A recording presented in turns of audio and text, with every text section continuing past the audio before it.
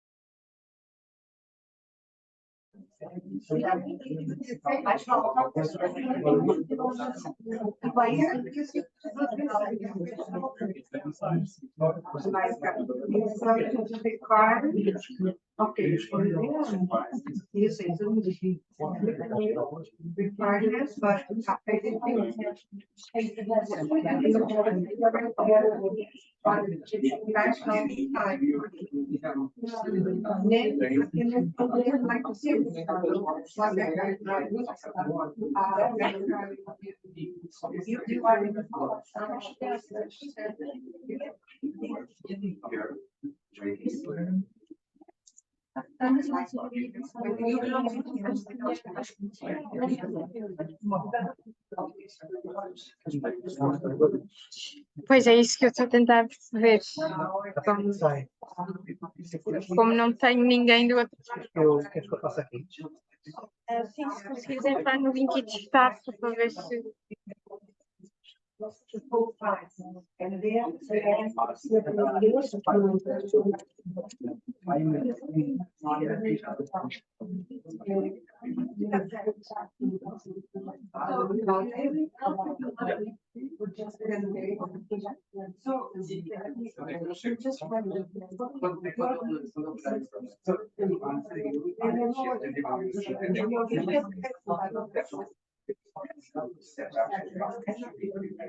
Oh, Anish? Anish? Accept, yeah? Accept me.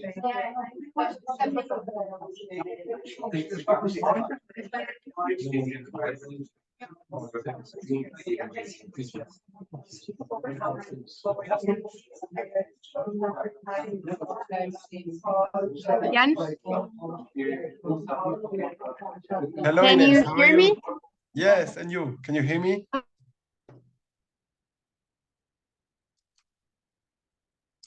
I think you have a connection issue. Can you hear us now? Yes, and what about you? Sorry, everyone, can you Let's start. we will start. Okay. Now I think you can hear me better. Yes. Can you hear me? Yes. Awesome. Hi, So we are Jamilia. waiting for Jamilia, right? Also. Yeah. Hi. Oh, she's here. Okay. Okay, so we are recording this Sure. and then we will send you the recording. So I don't think I can show you the people. Maybe if I turn the camera around, I can show you the students. Sorry? We cannot invite you. You can join the meeting. The link is the same as Yeah, it's the same. The link is the same as yesterday. But you can see it. You You just stick them Okay, like that. okay. Then you can see the students on this other camera. I think you are seeing them.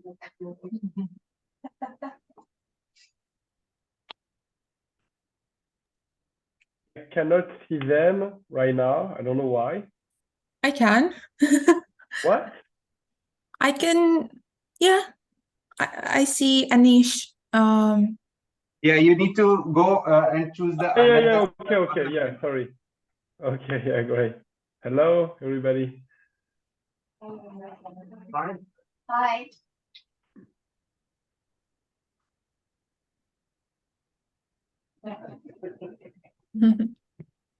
Okay, so whenever you want to start, we are ready to hear about you and about Claros. Okay, Can I Jamilia, share let the me- presentation? Mm, Okay, let me just share it real quick. I'm gonna share the screen.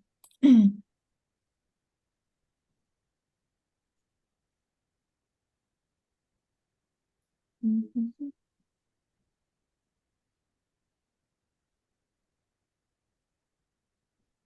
Okay, can you see it? Yeah. Yes. Perfect. Hello, everyone. My name is Jamila. I am researcher at Clarist and PhD candidate at Paris 2 University. And together with my colleague Jan, who is also a researcher at Claris and PhD candidate at Paris too, we would like to give you some presentation about blockchain-based dispute resolution and Claris specifically. And we would love to hear back from you and answer your questions. So let's get started. So a short introduction. I'm pretty sure that within your course, you are familiar with Web3 ecosystem and what that entails. I just wanted to add that there are so many different projects that are doing incredible things, from DeFi to public goods projects. And very often when I present Web3 blockchain dispute resolutions and I talk about blockchains in general, I do find several people having, doubts whether that technology is necessary and why would we need dispute resolution if we have so many tools already. And I like to remind people about Web 2 and, emergence of internet in the early 2000s, when people were also very doubtful about the internet and whether people would be using it. And now, personally, I can't go without a day of using all of the apps that I have on my phone. And I'm very hopeful to see so many different projects and tools being utilized, not just by crypto native people, but also by people who just prefer Web3 solutions to what we already have on the market. So I'm pretty sure that you've had introduction into public blockchains, and at least Bitcoin and Ethereum, that would probably be one of the most public blockchains in the ecosystem that we have. And well, when we talk about public blockchains, we usually speak about advantages of distributed, decentralized system that is subtype of decentralized ledger technology. Because it's public, it allows anyone to participate in it, validate transactions, hence preserve integrity of the ecosystem. And different blockchains are built differently, of course, and then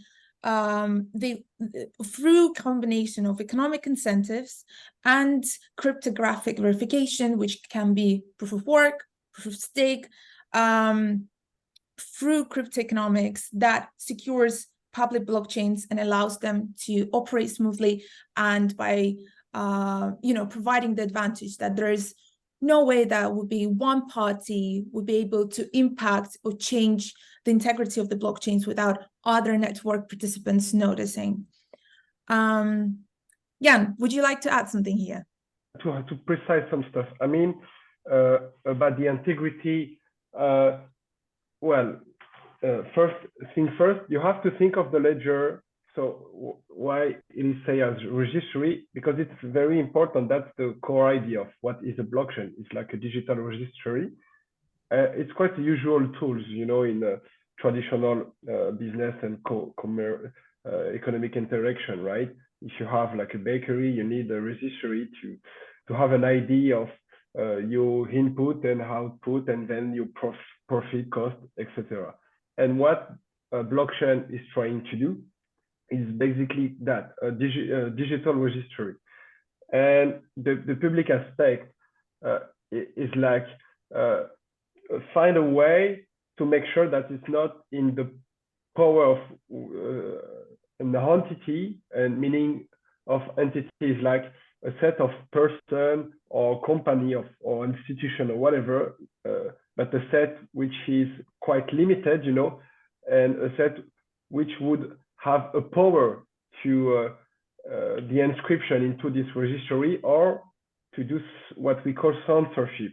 So that's the massive idea of a public blockchain compared to a private blockchain, where the inscription mechanism is up to a very limited set of entity. And as Jamilia say about the integrity of public blockchain, is basically that everything is working with creating a cost, massive cost to corrupt the world network, because basically it works like a network where everybody can participate to the securization and precisely the validation of the following block. Basically, that's why we call it like blockchain. It's like a chain of blocks. Basically, and this you have to realize what we call a 51% attack to be able to corrupt the whole network of the blockchain, and it will present a massive cost, like basically to have regarding which process you use to securize the blockchain. If it's proof of work, proof of stake, as Jamila say, you will require a strong amount of energy, of ability, basically more than 50% of the energy needed regarding the mechanism that you use if it's proof of work or proof of stake to corrupt the ecosystem. But you have to keep in mind that at the end, it's supposed to be a digital registry where not a single entity, delimited entity, has the ability to do inscription and censorship on this registry. And that brings us to smart contracts. And I'm pretty sure that you've heard of this term. And just continuing Jan's thought, applications for blockchain could be found in different areas, from supply chain management to financial services to identity solutions to healthcare and dispute resolution, what we're going to present today. And I think it's very important to pay attention to smart contracts in general, because they are the essence of, blockchains, and why so many different advantages are being attributed to this technology specifically. So Szabo, for instance, defines smart contracts as computerized transaction protocols that execute the terms of a contract. So very often when we talk about, the perks and the advantages of the blockchain systems, we talk about the there's no need for the third party, for the agent that would, for instance, execute or validate certain things for us. If we would write certain terms and conditions into smart contracts that can be triggered, and that would bring us to the point where certain transactions would be automatically self-executed without the need for the third party, as I've mentioned before. And that would be the key integral part when we would talk about the advantages of blockchain-based dispute resolution versus online dispute resolution and, traditional legal systems. Jan, would you like to add something here? Oh, I mean, that's very interesting. And I would add, like, in a technical aspect. So we are used to the traditional algorithm, it's like a set of codification with usual logic of if then, and then you compute it and it does execute what you wrote as a code. But the smart contract has this, but there is a plus. What makes smart contract different? It's basically the characteristic of being autonomous. And what it means is, like, with the blockchain ecosystem, then those algorithms will be able, and what I mean by those algorithms, I'm speaking of smart contract. So the smart contract will be able to interact with different public address regarding how we implement the code, and then regarding the public address that we choose, the smart contract will be able to do some action that we predetermine, like a traditional algorithm, and it will be able to do this like for forever, basically. So that's the big difference. It's like with the traditional algorithm, it's like it computes and then it's kind of over, right? But with the smart contract, regarding the fact that we have those algorithms in a very computing space, which is the blockchain, then the smart contract will be able to receive some demand of action and act regarding what we code into it, and to interact with other public address that we define in the smart contract. One example and one illustration would be like when you deal with a decentralized exchange. Basically, those decentralized exchanges are smart contracts, right? And when you interact with those things, you just call a function that will activate the smart contract, and everything has been defined into it, like the rate exchange. If you want, when you do a swap, you perform a swap. So from one crypto to another, it's written into the smart contract. And so with your public address, you will call the smart contract of the decentralized exchange, and in return, it will address one of the liquidity pool linked to the smart contract to do the swap and give back to you basically the cryptocurrency that you are looking for by swapping. And this smart contract representing the decentralized exchange will be able to perform it forever if there is obviously no mistake, right? When the people have written the code. So yeah, that's the massive idea of smart contract. Is like algorithm plus a strong autonomous aspect regarding the computing ecosystem that represent blockchain, the ability to interact with address, like basically like letterbox, and you have the deliverer who just can go from one post letterbox to another, and regarding the instruction that you gave it. Yes, so efficiency, accuracy, immutability, as Jan mentioned, would be the main advantages to, you know, in addition to the main, like, no need for the third-party agent.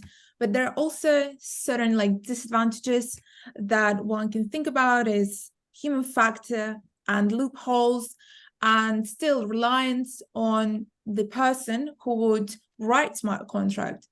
So not many people are able to read what is written, what is code consists of.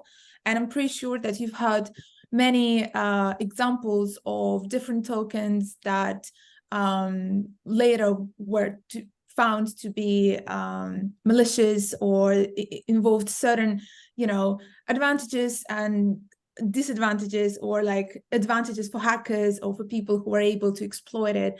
So that brings me to the point where smart contracts surely in many cases seem to improve what we had before.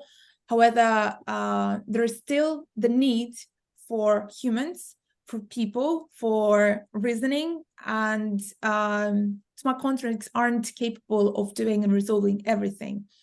That brings me to the justice gap and to the problem that I'm, as a lawyer, I used to see in many different aspects and areas where on the one hand, we have so many countries where there is a problem of justice and access to justice.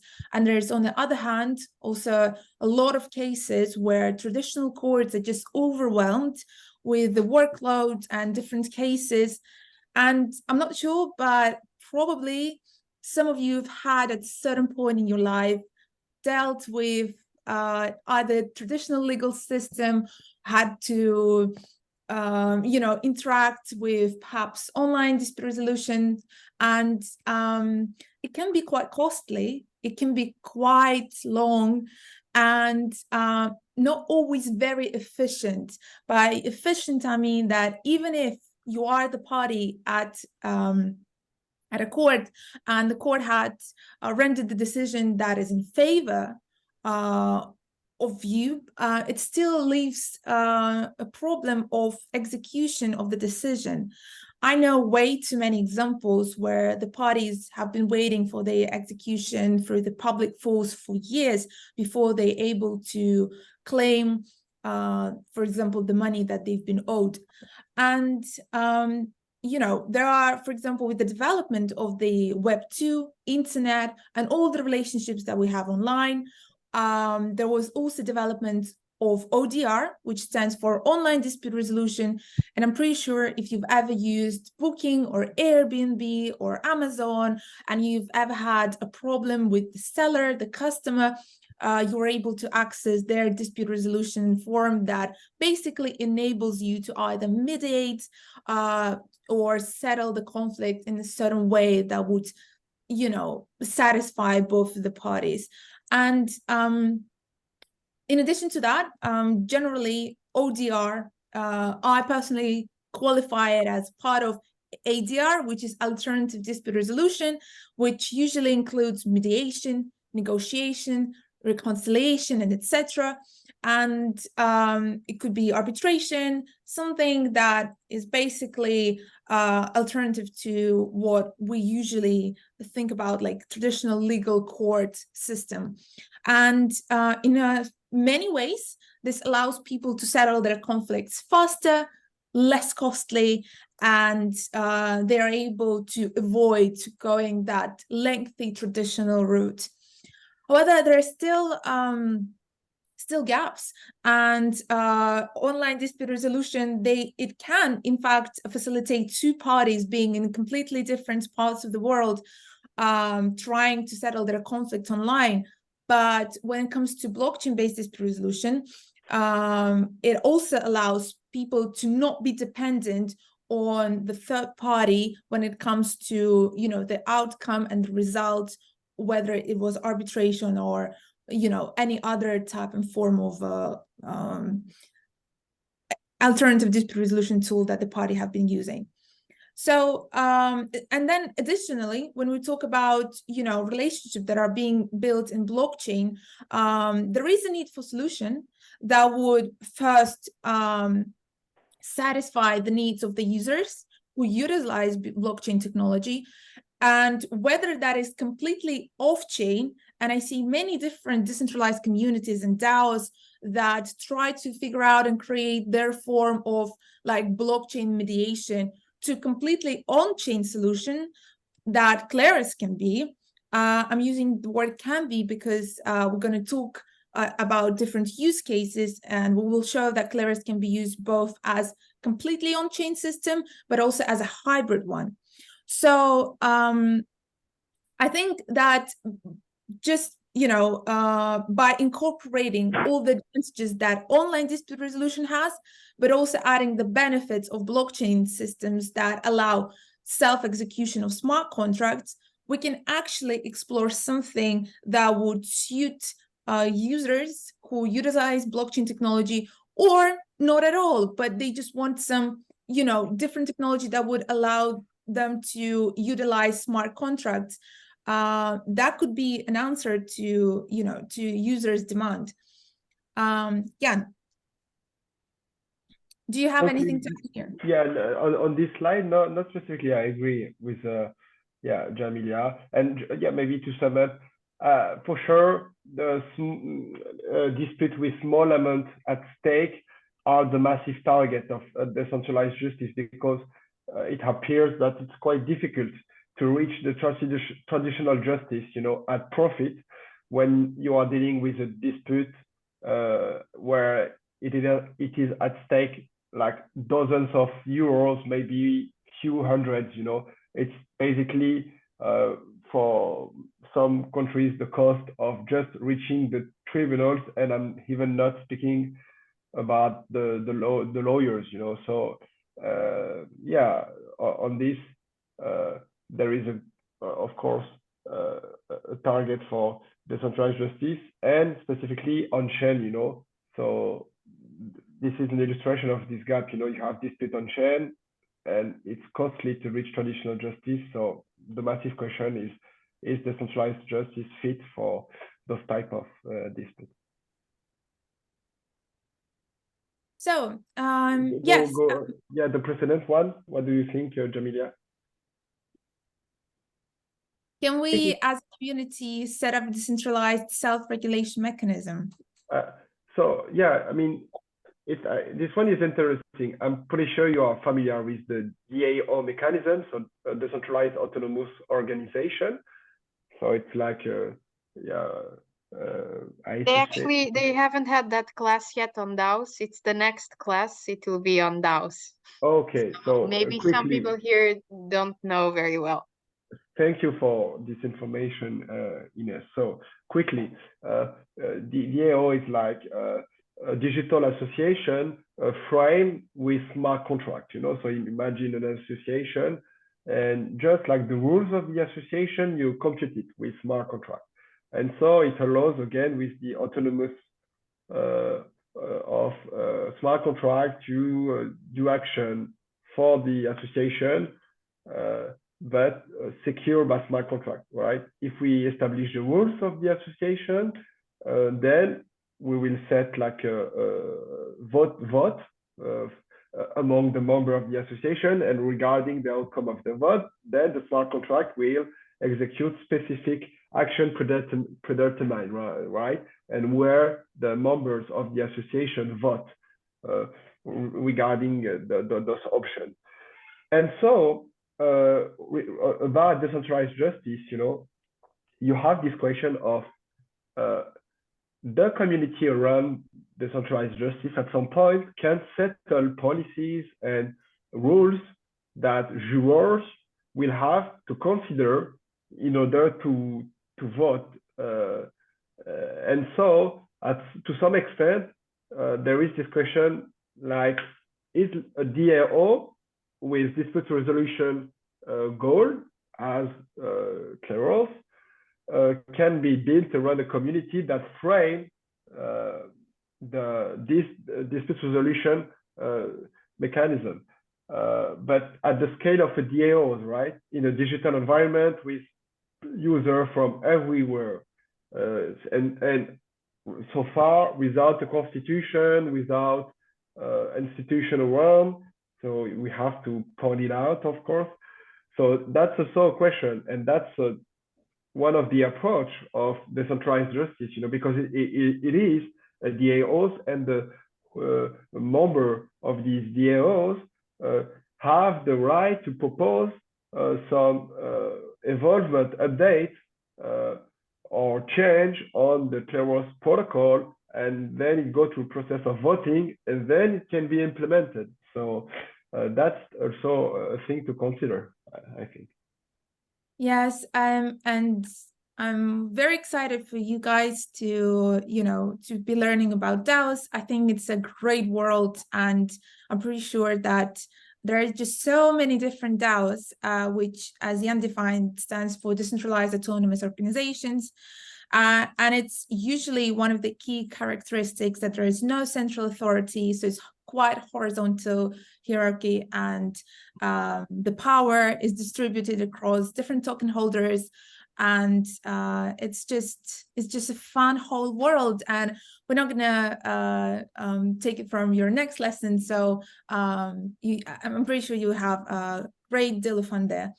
So let's see. As we were talking about, you know, advantages of blockchain dispute resolution and some of the disadvantages that we have even in online dispute resolution systems, some of them, of course, include, you know, the cost, the time, the challenges. Additionally, in my research, I was looking at different online dispute resolution systems because, well, one might say, why do we need something else if we have, you know, such a huge range of actually different ODR tools that provide something from, you know, very inexpensive options to quite expensive and institutional dispute resolution solutions.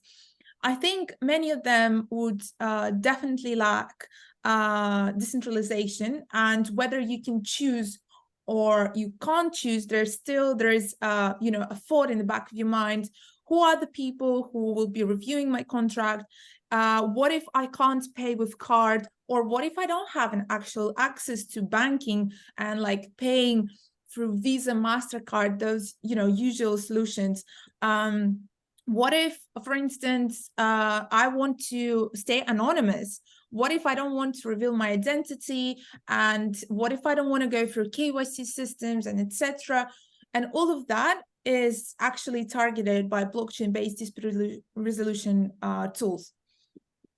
So when we talk about, you know, one of the use cases for Claris, we very often bring, you know, two parties at a contract.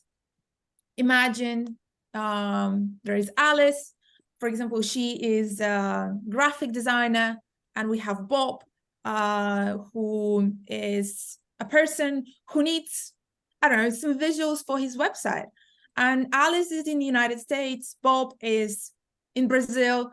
And for example, they've entered the contract, and one of the parties, let's say, was Bob. He didn't like Alice's design, and he actually quite hated it. And Alice doesn't agree. She thinks that her job is perfect. And so there we have a conflict. We have two parties that, you know, have different opinions about the work, and different opinions about how the situation should be resolved. So how do we tackle it? So in Claris, we have the side that is a dispute. In our case, is Alice and Bob, and we have arbitrator. So if Alice and Bob had their relationship previously allocated on chain, and by that I mean, let's say that they used an escrow service, and they've put money on it, and the smart contract that we've covered a couple of slides before had one of the terms that if Bob accepts the job that Alice did, then Alice would be paid in full. Now we have a dispute, and Bob didn't accept her job, and Alice is not paid, and we have two very unsettled parties, one who wants money for their job, and the other party who's just, you know, aren't very satisfied with the job quality. So yeah, if we look at the P&K and Claris system, I think I'm jumping a little bit too early here. I just wanted to go a couple of slides back and just give like general intro, and then we can go into detail how the disputes are construed and how the dispute resolution like works on Claris system. So two parties have a dispute, the dispute is raised, and based on that, we have, for example, jurors that participate in the Claris ecosystem, and they've previously staked to participate in certain courts because they feel like they have a certain knowledge, they have a certain degree that they would be able to render the decision correctly. So the way Claris operates in very simple terms is that if you want to participate as a juror, basically as a party who would decide on a case, who would review, who would decide whether Alice should be paid or whether she should redo her job and the payment request should be rejected, the jurors would stake to a particular court. And the staking would be in P&K, as you saw, which is a native token in Claris ecosystem. So the more you stake, the higher the chances that you will be drawn to a particular court. Answering your question, do I have to be an expert? Do I have to be a qualified lawyer? Do I have to be an arbitrator to participate? No, you don't. But how do we make sure that people who participate in the system have some knowledge how to solve disputes, how to render the decision? And the very simple answer to that is that they don't have to have any legal degree or any like background education on dispute settlement. They just have to be, let's say, experts in a particular field. And for example, in this case, Alice and Bob, let's say is, you know, a simple like a contractual agreement about services. And I would go and stake there because first, let's assume that their contract was written in English. I would stake there because I think I first speak English. I would be able to read the evidence provided by the parties and look what was written in the contract. And then also I'm quite, I would say, confident that I would be able to evaluate whether Alice's job matches the job descriptions that they have in their contracts and their terms of agreement. So in that case, I would. In the certain cases where I feel like I don't have any expertise, I wouldn't stake. And those examples might be, let's say, a dispute that arises from Chinese English translations. I don't speak Chinese, so I wouldn't be able to evaluate that dispute. So I just wouldn't go there.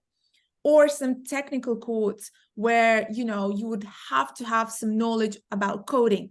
I don't have that knowledge, so I wouldn't go there. So I would stake in that court to participate. If I am being randomly chosen, I would be drawn to a court.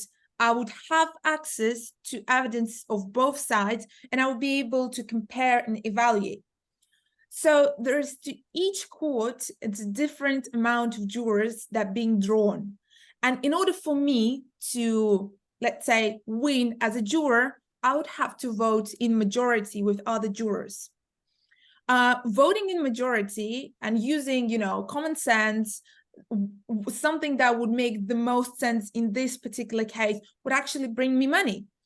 And I am hence motivated. There is a financial incentive for me to participate, but also to care, also to go through the evidence and read it and say, this is what makes more sense in this particular scenario.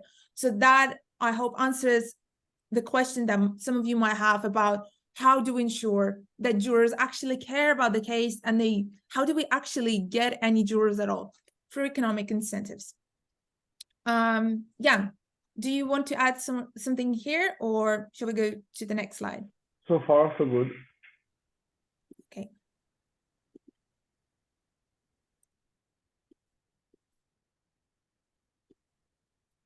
So here we have a tree of general court in Claris.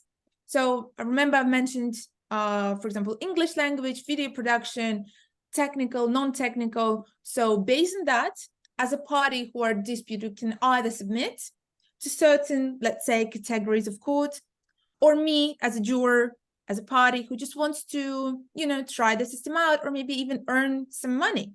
I would be able to choose the groups of different courts based on my expertise. And for that, as we've mentioned, I don't have to have any proof of my background or knowledge or degree certificates of anything of whatsoever. So this is how the landing page would look like.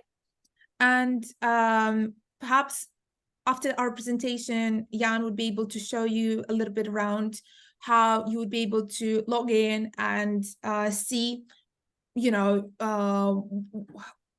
like the interface.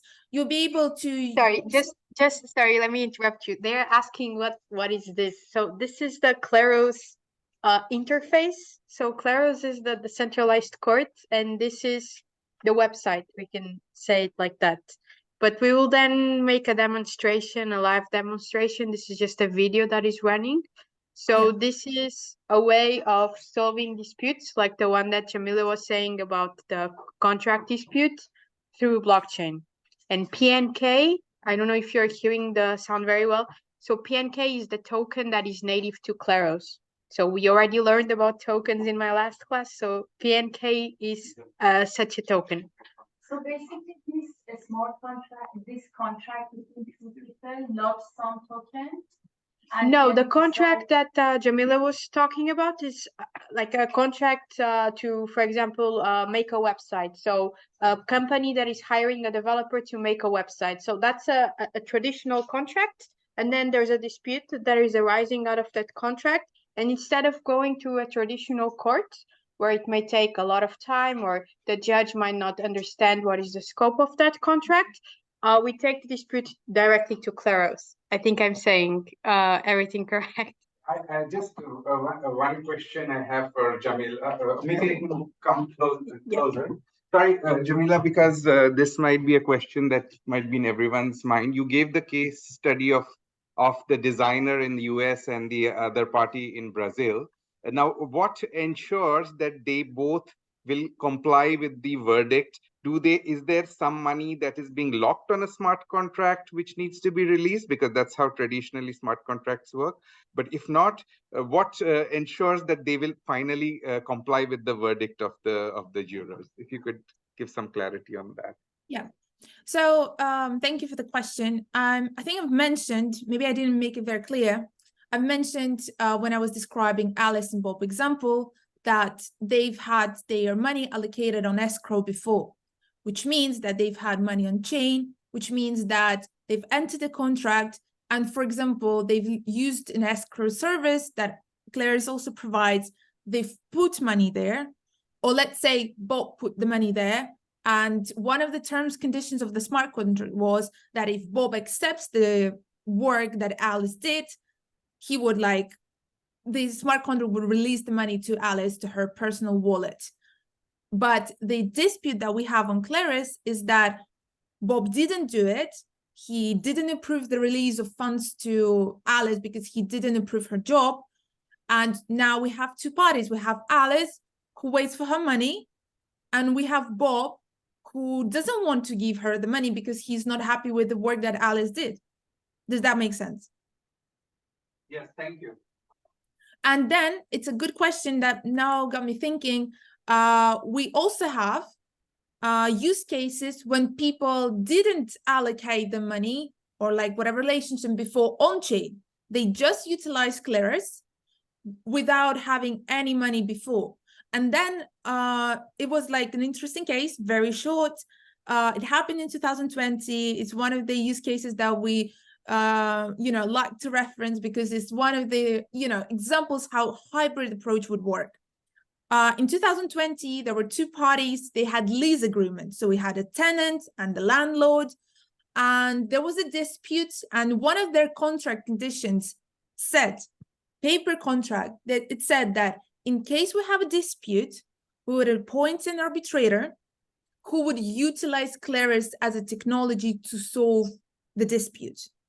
So they didn't have any money on chain before, but they've appointed an arbitrator.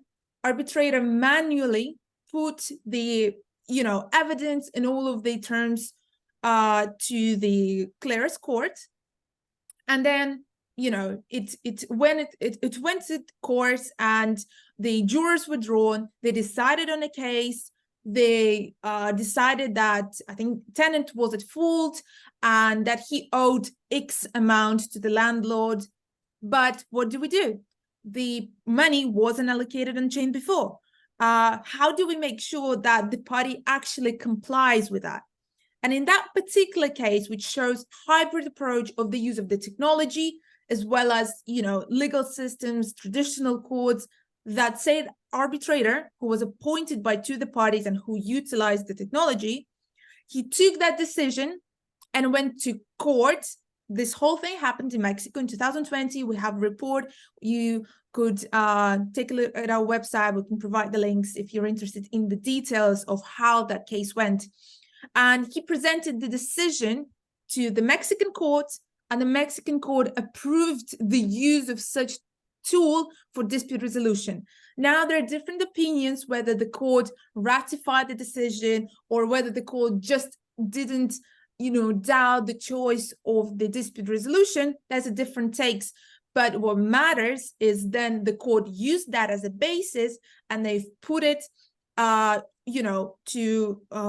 be executed through the public force. So they took Claire's decision as a basis, and then in a very traditional way, they've implemented, and the decision was executed via court. And that's an example of hybrid approach. Is that all clear now? Do we have any more questions? No, that's it. Thank you. Thank you very much. You may please continue with your presentation. Perfect. We'll have a Q&A session. We aim to finish so that you would have some time to ask us questions. So please feel free to. So we talked about jurors a little bit, and that anyone can participate as a juror. There is no limitations on your location, passport, whatever. And they are being chosen randomly, and there is an economic incentive for them to participate. Claris is a system, as many other dispute resolution systems on blockchain. They utilized game theory, Schelling point, focal point, that was developed by Thomas Schelling. And here's the book. And if you're interested, if you haven't heard, I think if you will be dealing with blockchains and different dispute resolution systems, that is definitely the the term that you would come across quite often. And basically, in the very basic principles, what does Schelling point entail? Is basically referencing to the decision making when people have lack of communication. And Jan, I think you'll be able to elaborate a little bit more on that.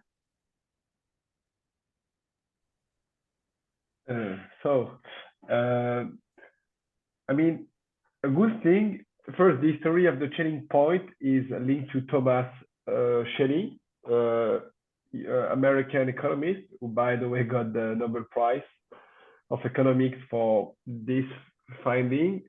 And one of the illustration is like, let's suppose that we have to meet. Yeah, I guess you are right now in Lisbon, right? Yes. Yes. Okay, let's suppose that we have to meet in Lisbon tomorrow, but we cannot communicate, and we did not define a location to meet and neither a time to meet. So the question is, which location and time tomorrow would you pick up regarding the fact that we have a strong economic interest to meet there? For instance, if we for those who successfully met, they will be rewarded like 1 month salary, or yeah, I mean whatever, but like a quite decent economic incentive. So what would you pick up as a location and time? No idea. Yeah. Okay, no one knows.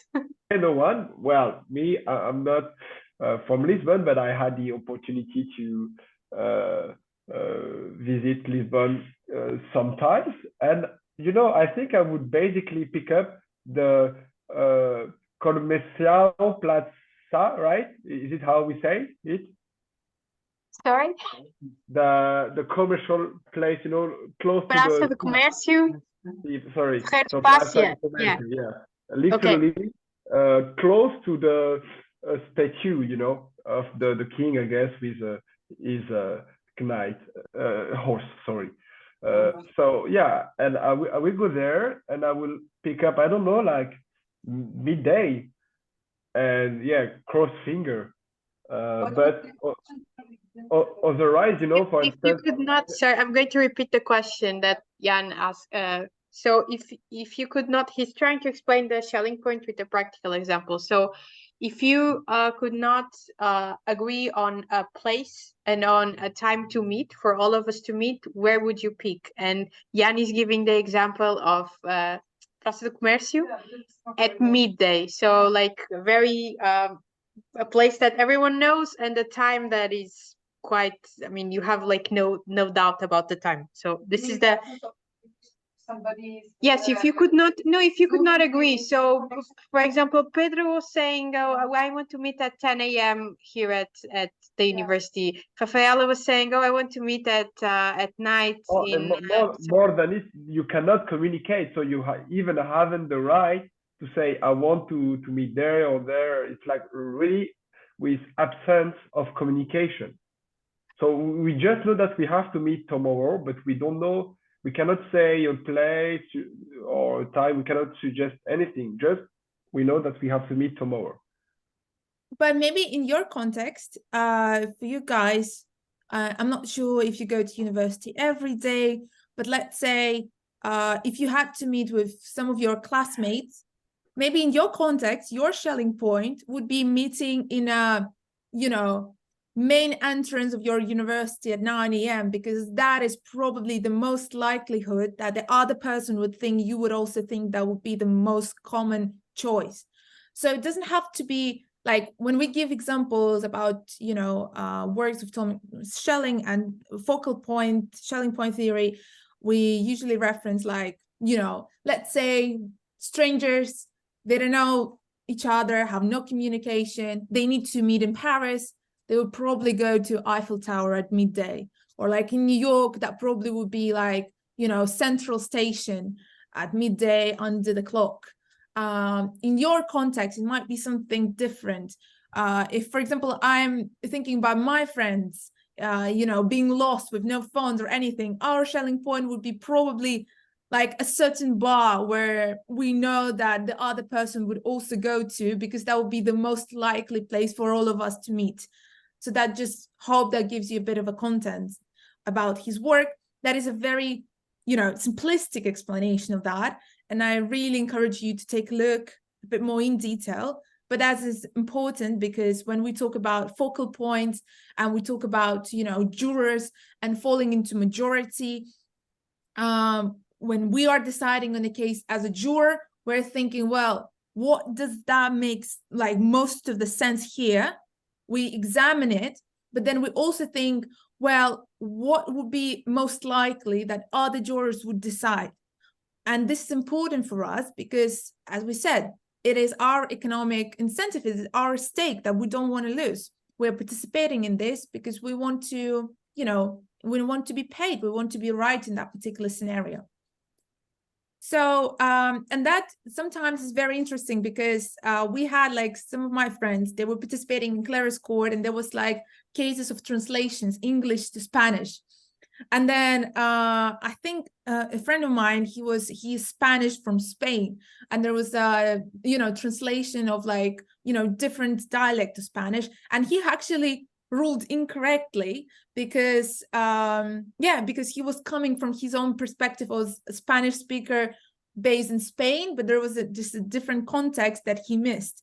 So Shelling point is very important because it's not just what is right by the letter of law, let's say, but also what does make the most sense of what is that other people are more likely to agree to. That makes sense. So as we said, the incentive is there for jurors to participate and decide on the case. And those who, you know, either don't care or just, you know, decide without looking into evidence, looking into all the documents that the parties provided, on average, are more likely to lose their stake. Yeah, it's like the theory, right? Because meaning that the Claros protocol is designed and developed, and the research team that helped to do that are looking for making the expectancy of gain positive if you behave honestly, and negative if you try to game the system. So it's not will, it will be more like this is the mechanism design, because we so far we are not going to develop too much on the all aspect of Claros, but you have like a appeal mechanism that will allow jurors to make an appeal if they estimate that people did not do enough effort to decide, etc., etc. So the massive idea is to build a protocol that is able to reward people that behave honestly and to penalize people who do not behave honestly. Yes, and continuing, there is appeal system. So if, for example, other parties aren't happy with the outcome, you can appeal, and a different set of jurors will be drawn, and there are different rounds of appeal that are possible.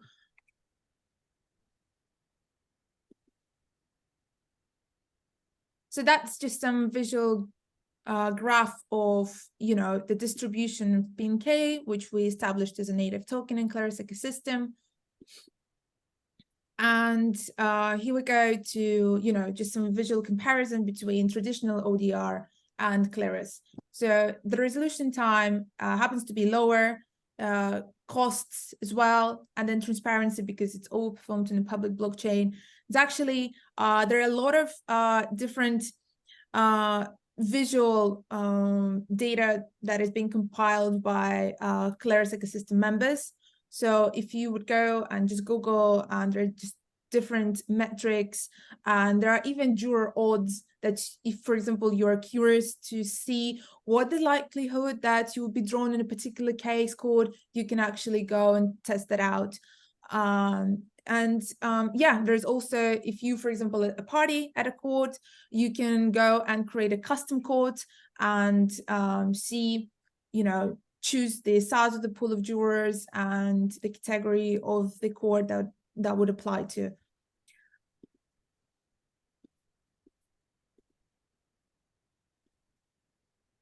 Yes, so let's go back very quickly to our Alice and Bob. Let's say that they've submitted the case, jurors were drawn, and they've elaborated. They saw that actually Alice did a very good job, and they looked at the terms of contract, and that's all being said that, you know, our example, we assume that they've provided their finances on chain, and the jurors decided that actually Bob is one in the wrong here. So if jurors decided that Alice should be paid for her job because her job satisfies the terms of the contract, because we have smart contracts that are self-executing, Alice would be paid whether Bob wants it or not, because the smart contract would release the funds from escrow because the jurors decided so. And that is, of course, again, if there is no appeal. Again, if there is an appeal, it doesn't mean that Alice would lose. It would mean that the different set of jurors would be drawn. And if they decide again that Alice is again right, that would just delay the execution, because there would have to be a new round of jurors, new round of, you know, rendering. But at the end of the day, if jurors decide that Alice is the one who wins, the smart contract would facilitate the release of funds to her.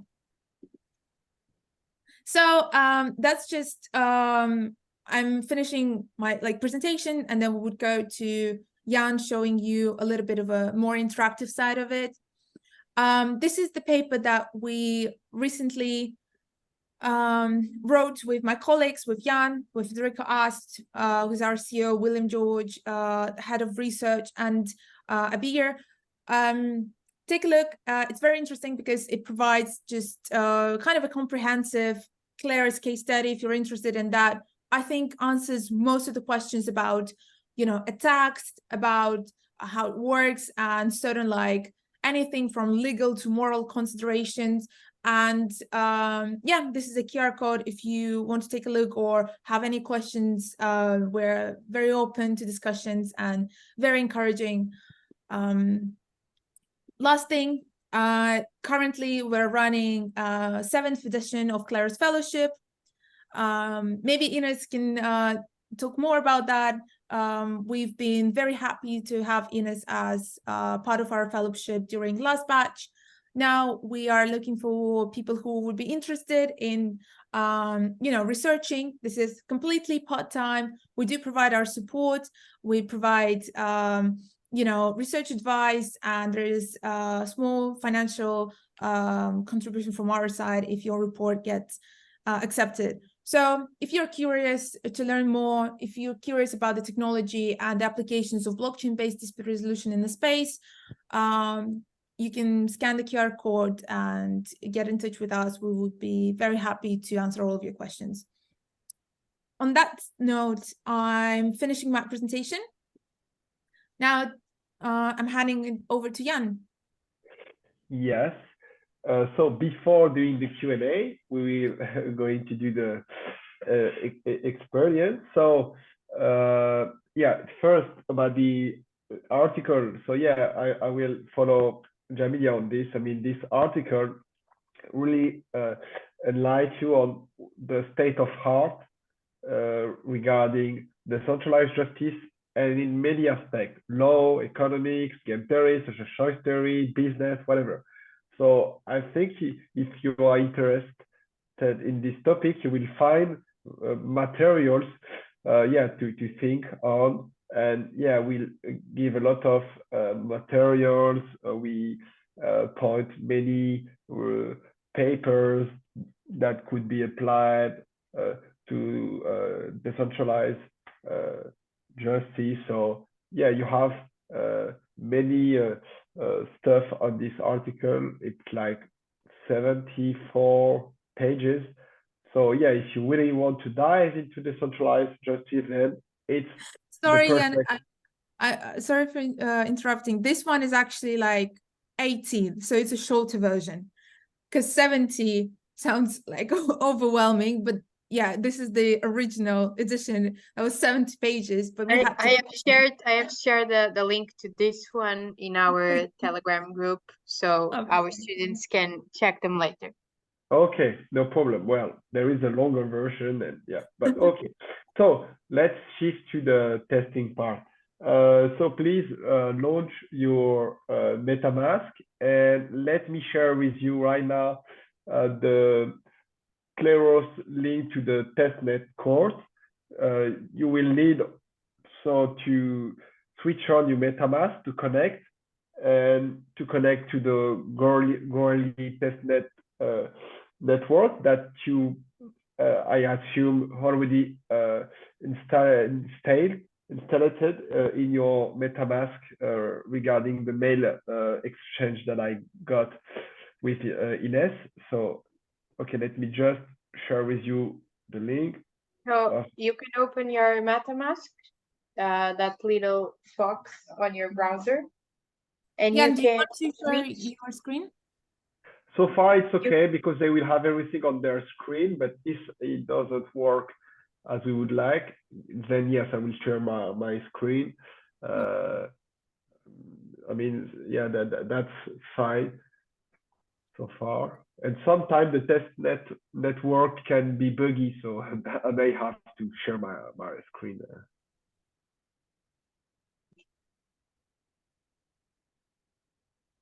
Okay, so you can open your MetaMask, and then when you choose the chain, I already switched on some of you, but you have to choose Goerli. Yeah. What, sorry? You have to choose Goerli testnet on your MetaMask, and you should already have there one ETH, one Exactly. testnet Yeah. ETH that Jan sent you. I already checked on some of you. What is the spelling of Goerli? Goerli, Goerli.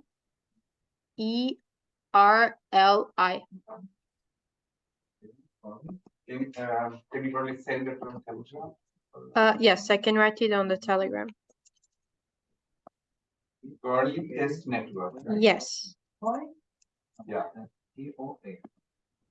I'm going to go around and help the people that don't know how to do it.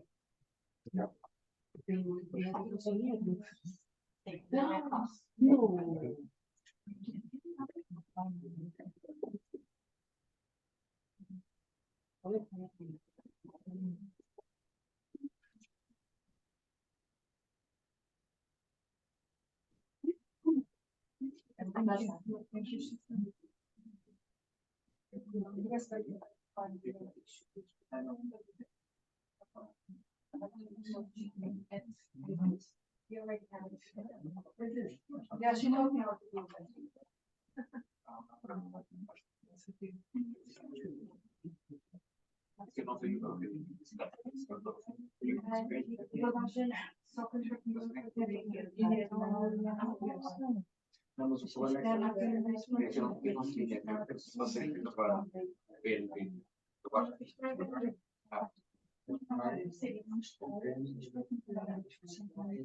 You have to push show test networks.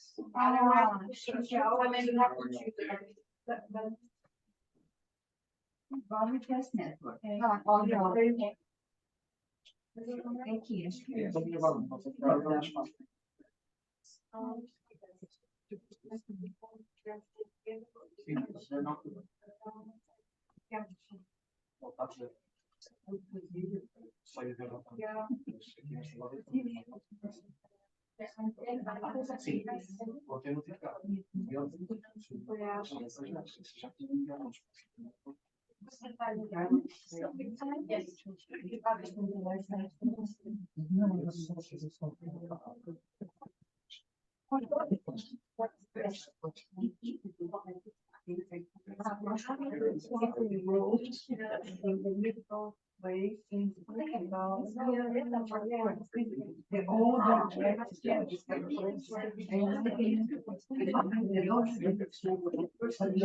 Okay, so most people already have. Some did not share their wallet addresses with me, so they did not unfortunately received. Yes, but you shared it after Jan had already sent it.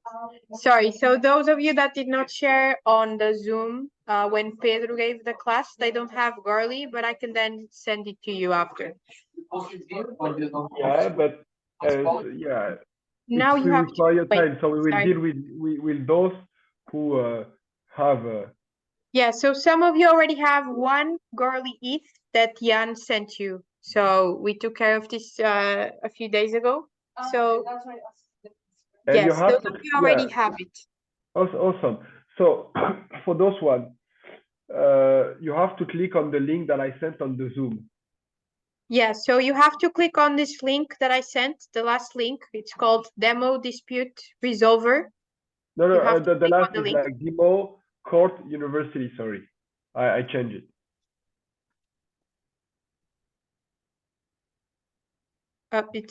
Okay. Yeah. So it's this link that I will Yeah, share we will with use you this one. now. It's called Demo Court University Netlify App Courts. Yes. Just click on the link. Yes, and now I will take care of the share screen. Okay.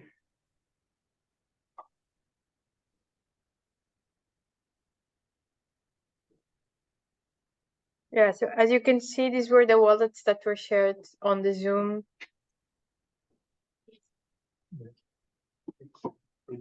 Have to see actually. So this.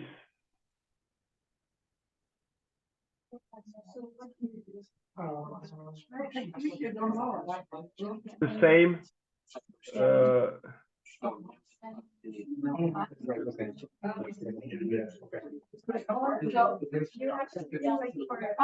For his explanation.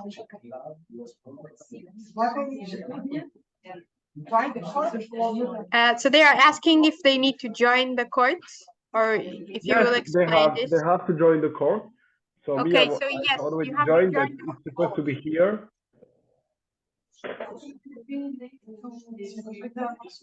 Yes, then we will do that. Awesome. And once you have Yeah, you done need it, to have it on the browser for this. You needed to have it on the browser. That's why I asked you to bring the computers. So some people have MetaMask on their phones. oh, So yeah, for this demonstration, you need to have it on the browser. okay. Yeah.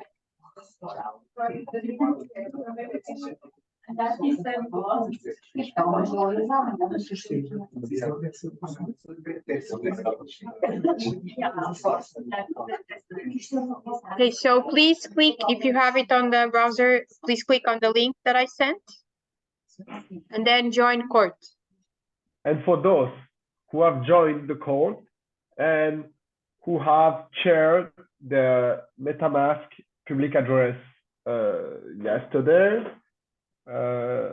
and who are on a computer, then you should see on your dashboard the case 33 where you are jurors selected.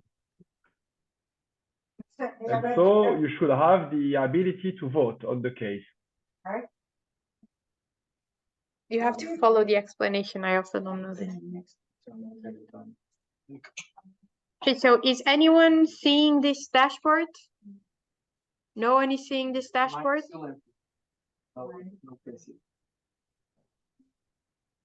Yeah, but I see the dashboard. You see the dashboard? But you don't see any case? No, zero.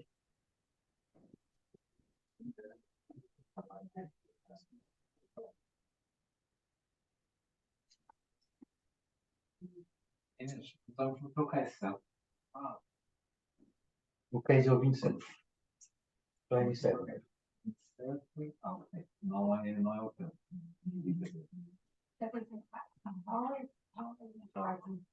Okay, so some people already have it. What is the number of the case? 33, and it should 33. be displayed So you on have to enter. the dashboard. You have to enter into case 33. Yeah, on ongoing cases, you should have like 33 link because enforce the selection of the public address that you shared me, Hines, and so they have been selected, you know, as jurors.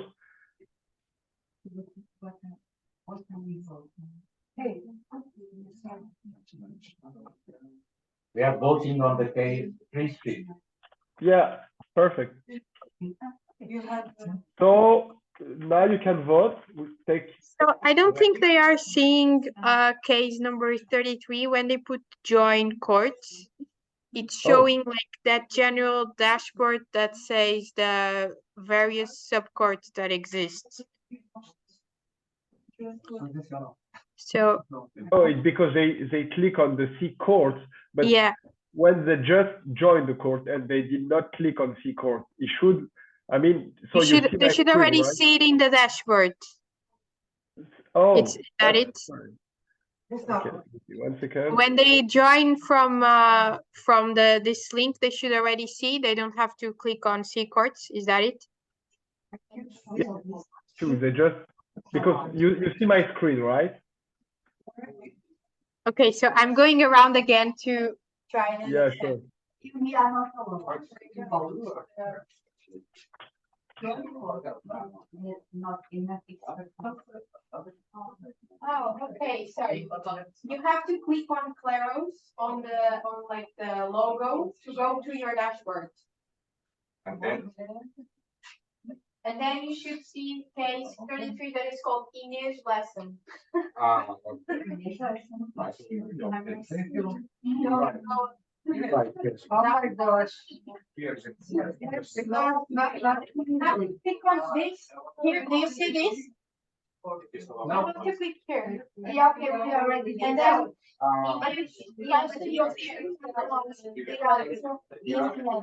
Great. I thought this sorry. No problem. So now I go. Yeah. Okay. Okay. To the link. Link on the Telegram. I can give you the demo passport.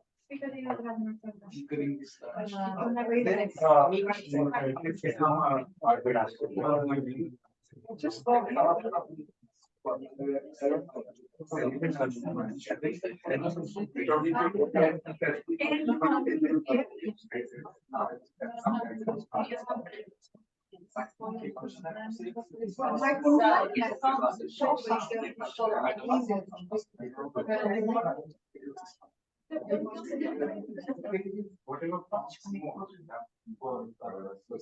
It's just whatever. I don't need to do that.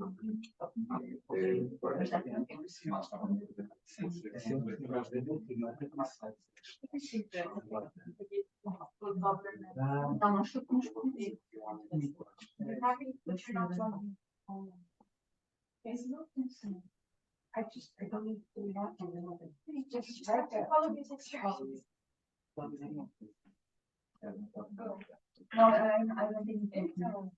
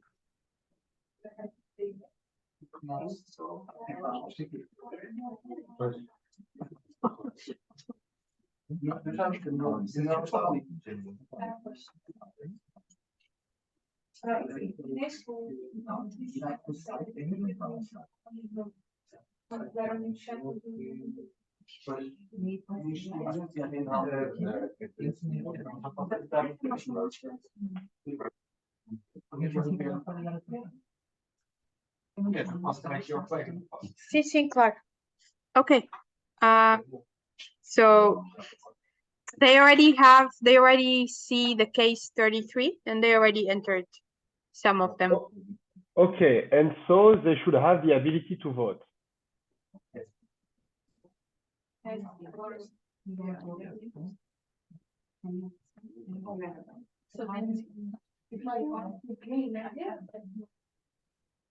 Já todos viram, certo? Os que mandaram a carteira, sim. Ok.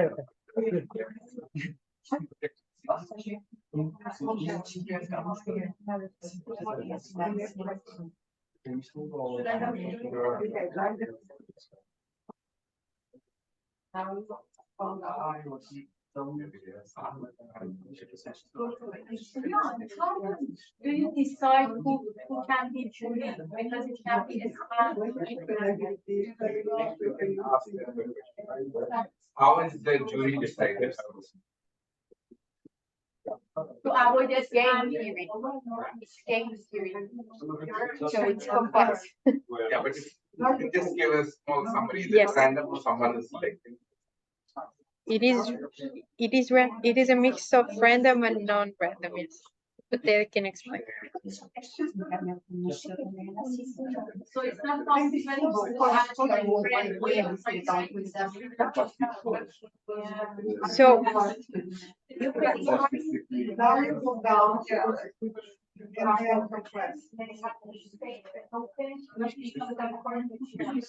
some of course have smaller amounts of others have more.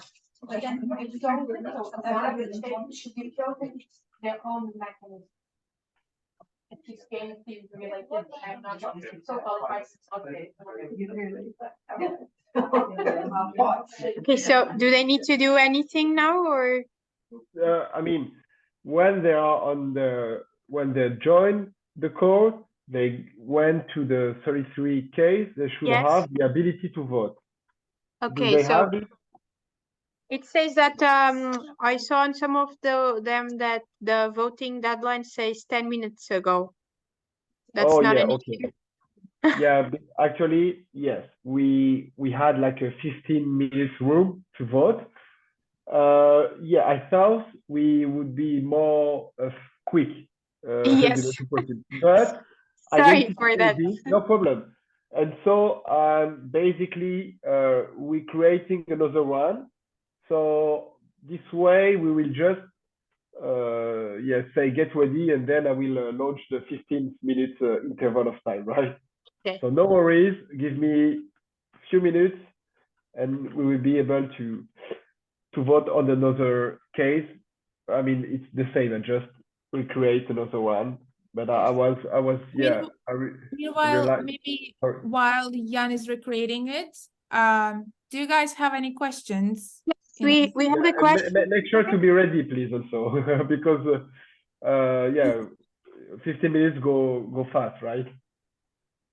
Okay, so we just have a question here. I don't know if you want to answer while Jan is preparing. Sure. Okay, so they're asking how the jurors are selected. So what is the mechanism behind the selection of the jurors? So the selection function is about two parameters. One is regarding the amount of staking that you have on the Kleros subcourt or court, actually. As you know, you have to stake some Kleros cryptocurrency PNK in order to be able to get selected, right? And so the more you put at stake, so the more PNK cryptocurrency you put onto the protocol, the more your likelihood and the biggest is going to be your likelihood to be selected. It's one parameter, and so your likelihood to be selected is increasing regarding the amount of cryptocurrency you are staking. Also, you have random parameters that generate randomness when you want to be selected as a juror.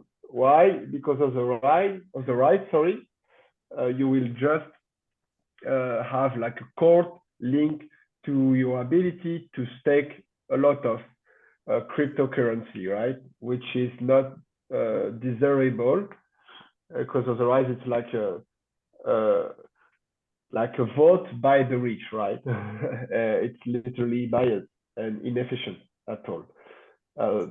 And of course, you have also some mechanisms and economic mechanism making that it's not really in your interest to put too much at stake if you want to be jurors, you know.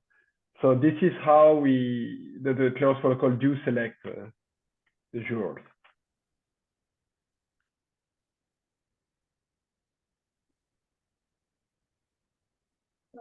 So Might have more. Ines, can you repeat? Because there are questions we don't hear them. Application. Sorry? If there are like any questions, we can't hear them. So if you repeat to us, we'll be able to answer them. Okay. Does anyone else have any question that you want to ask? How do the profile of the juror Mhm. is allocated to the cases? Like she said, if it's related to design, someone who has idea of design gets selected. So how does that happen? So they are asking, for example, if someone is a designer, do they automatically get allocated to the subcourt of design, or do they have to stake in that specific court to then be selected? Thank you. So no, there's no requirements, and parties at a dispute or clearers. So basically, I understand it's a bit like hard to grasp, and especially because it is a bit different to what we used to see in traditional courts. But there is no one person or group of people that would be selecting jurors, or who would be viewing, or who would be, you know, KYCing anyone. So most times, if you are participating as a juror, other jurors don't know who you are. The parties at dispute don't know who you are. The only thing they know is that there are jurors that are deciding on their case. So, for example, I wouldn't know that you are a designer, what your name is, or what your background is, unless, like, you know, there's like slim chances of, you know, self-disclosing certain details of the case. So, to answer it shortly, if you are a designer and you have certain expertise in that field, it would be more likely to you to decide correctly, coherently with others on a case that involves something related to design. It's just because it makes sense. This is your field of expertise, but it's no one who would be deciding that for you. It's only you who would be making that decision. You could be a lawyer and you know, doing courts that involve translations, or you could be a technical person who has a hobby as a video making and will be deciding those cases. It has no relevance to your profession. It's just, you know, when you are deciding to join, so nobody, like, you stake in certain court, you basically show that, like, you signal, I want to be a juror in this case, and I make this decision just based on my feeling that I have higher chances in a particular case. That's why if I'm a designer, like, probably I have high, you know, chances of deciding on this case and that. But usually it's like, you know, cases that we have the most, they like, if they're non-technical, they don't require any specific expertise and knowledge. It literally is sometimes like some common sense, or things that perhaps involve, like, you know, some language knowledge, which you wouldn't go if you don't know the language. Does that answer your question? Yeah. Yes, yes. Thank you. I have a very smart case. Wait a bit. Jan, are we ready? Yes, almost. I'm just trying to enforce the last address, you know, for the new case. Ines, are your students ready to vote, or? Some of them say that they're already seeing case 34, so that's the one that you created right now, right? Yes. So Okay, so Yeah. can you all open case 34? Yes. Does anyone not have case 34?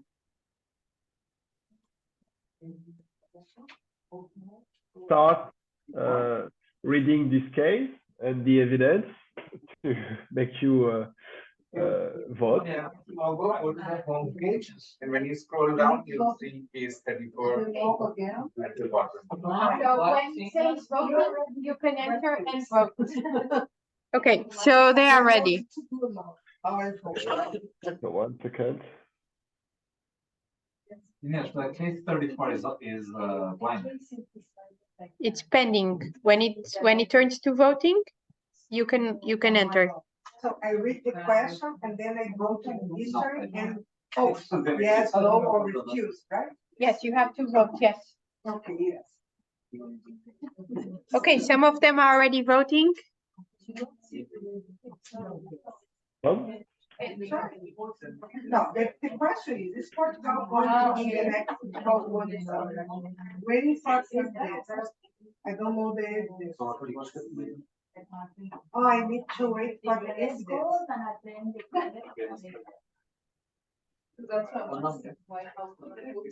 I can't, I tried.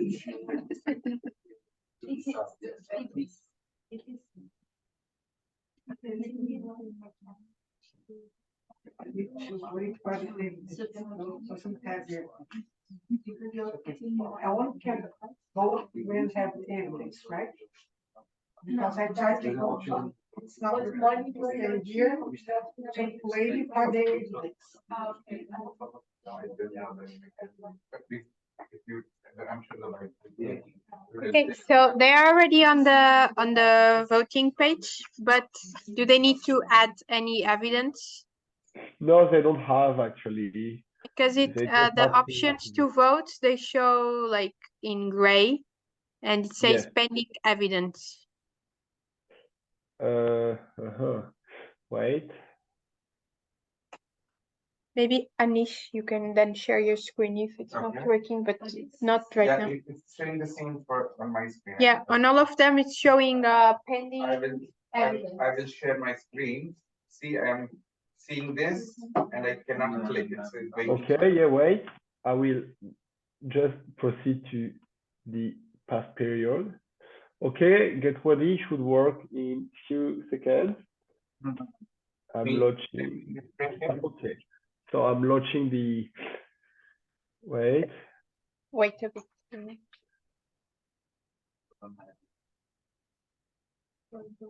Okay, so you should all be seeing this right now. This is Anish's screen. Okay, now Here it we already are. works.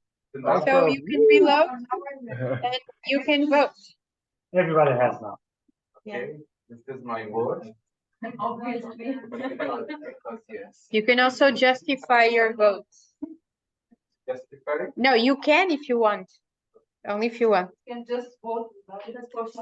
Yes. He's the best. Okay, so you can all vote. Confirm on MetaMask.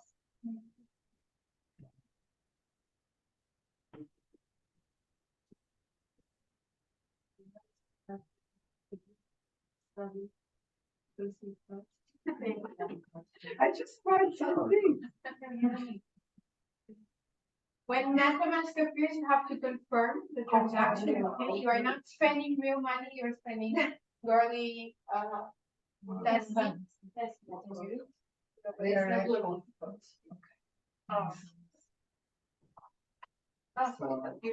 Yes. You have a notification. You can pick So I cannot vote until You are on MetaMask. What we are doing now is you are confirming your vote. So each vote has a cost.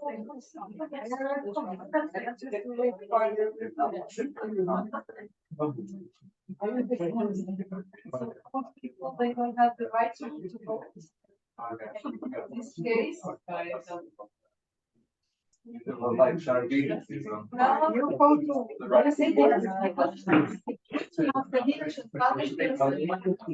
I'm thinking about this. Imagine only for people in this trading where she's been something rich people, people control, right? So that's why I'm explaining that you have only those that are taking their point and stuff. Yeah, but you have one board. Okay, you may be very rich, you may get more cases, Yeah. but you will still have one board and ultimately. So only one. Yeah, it's not proportional to the money you have. Yeah, it's not proportional to the money you have. Oh, okay, that's, that explains it. Yes. Because imagine if Because you otherwise-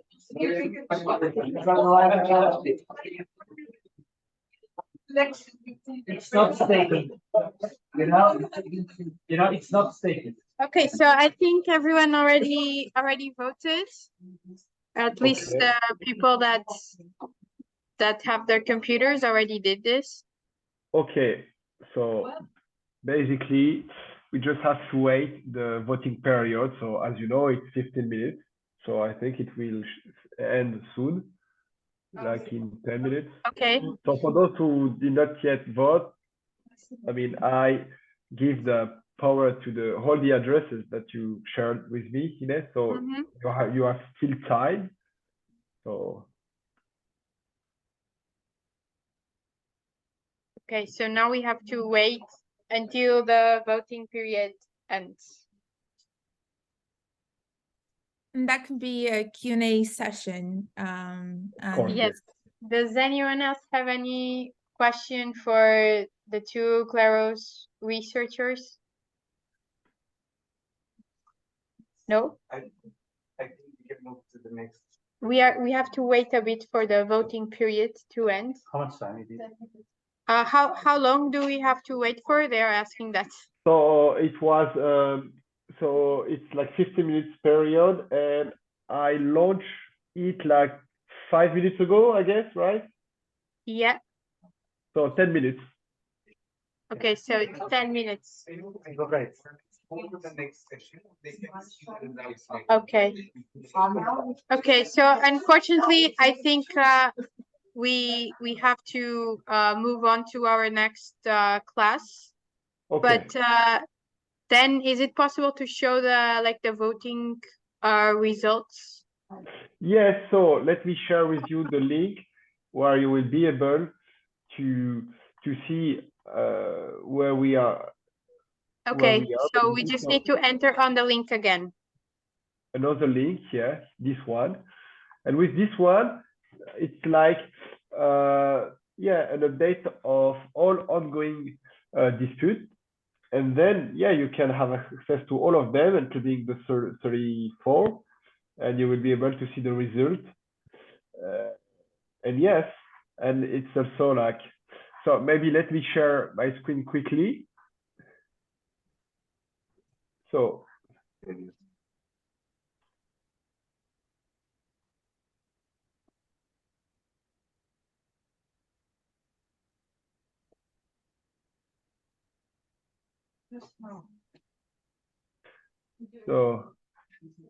yeah. No, wait. Just look at the the presentation. Yes. Just trying to connect, I think. Yeah, sometimes my laptop is bugging, but with you try the link that I sent, you'll be able to be on the ongoing dispute dashboard. Ricardo is supposed to start now at 12. But you will have a break. Yes, and then in the afternoon, Ricardo will continue. So, are you able to access the ongoing dispute dashboard? Sorry?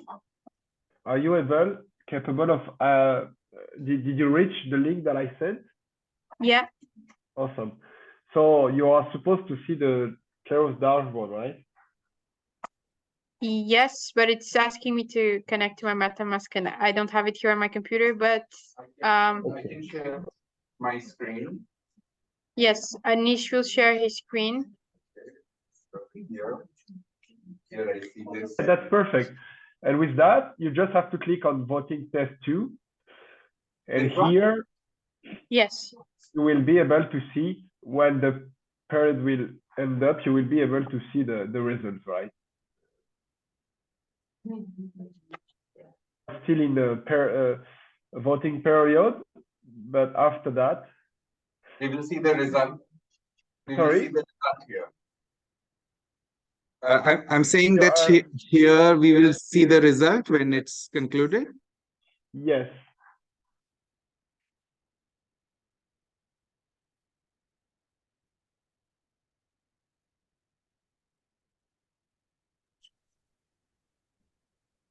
Okay, I think we got the concept. Everyone has the link and they can check it later. I think we'll need to conclude this session because of the time, but a big thank you to you all for participating and to Claros. It has been really, really interesting and enlightening to know about this concept, and we will study later. And if we have some questions, we will send it back to you later. So thank you so much. Okay, thank you so much for having us. Hopefully it was useful. Feel free to reach and you'll be able to refresh and see whether you voted correct or not. Yeah, thank you so much. It was a pleasure. Thank you, Yeah, it Ines. was a pleasure. Thank you for your Thank attention. you. Thank you. Thank you both. Thank you. Thank you. Bye-bye. Thank you. Bye. Bye-bye.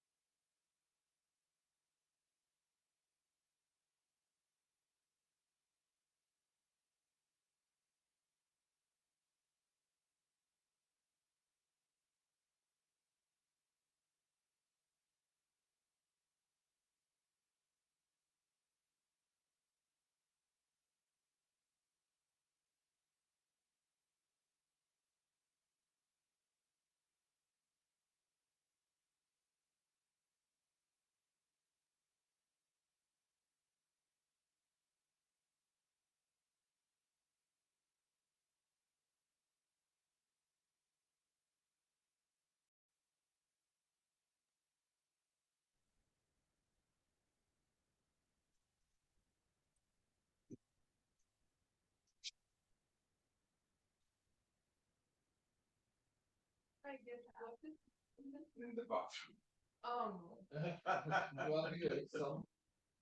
Okay, but if it's the source. It's good work. I know. Not lots to expect. Sorry to call the.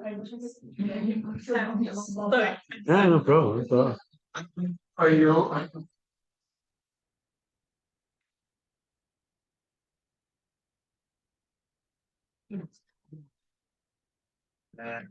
Can you check on your laptop I'm sharing correctly?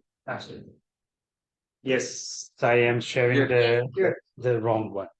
Yeah. We share. Just click on share and screen two. Okay. More share. Yeah, I have to stop share first to be sure. The screen. It's showing one screen. Okay, just select that. Yeah, but this is what I'm Do doing. you need the notes? No, I don't need that. Then just click select on this. Okay. Click share. Case, yeah. And here present this full screen. Okay. And then here. Wait. Yeah, let's see. Looking Here. Then click on display setting. Duplicates. Duplicates the share. Yes. And you share. Thank you. Okay.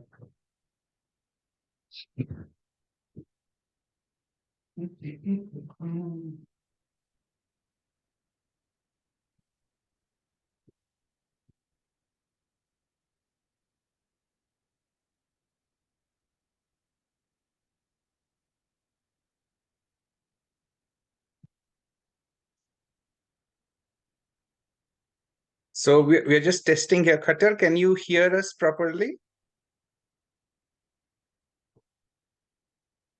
Maybe he's also.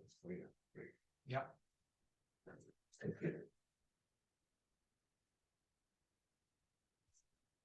This is yours. Okay. Thank you. So let me go and bring everyone. Huh?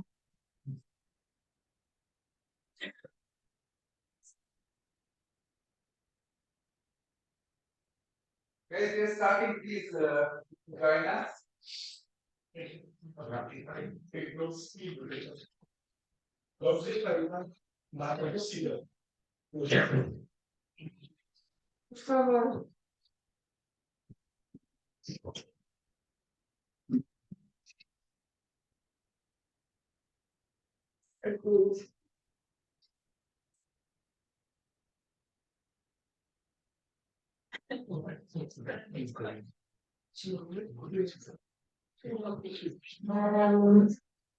Great.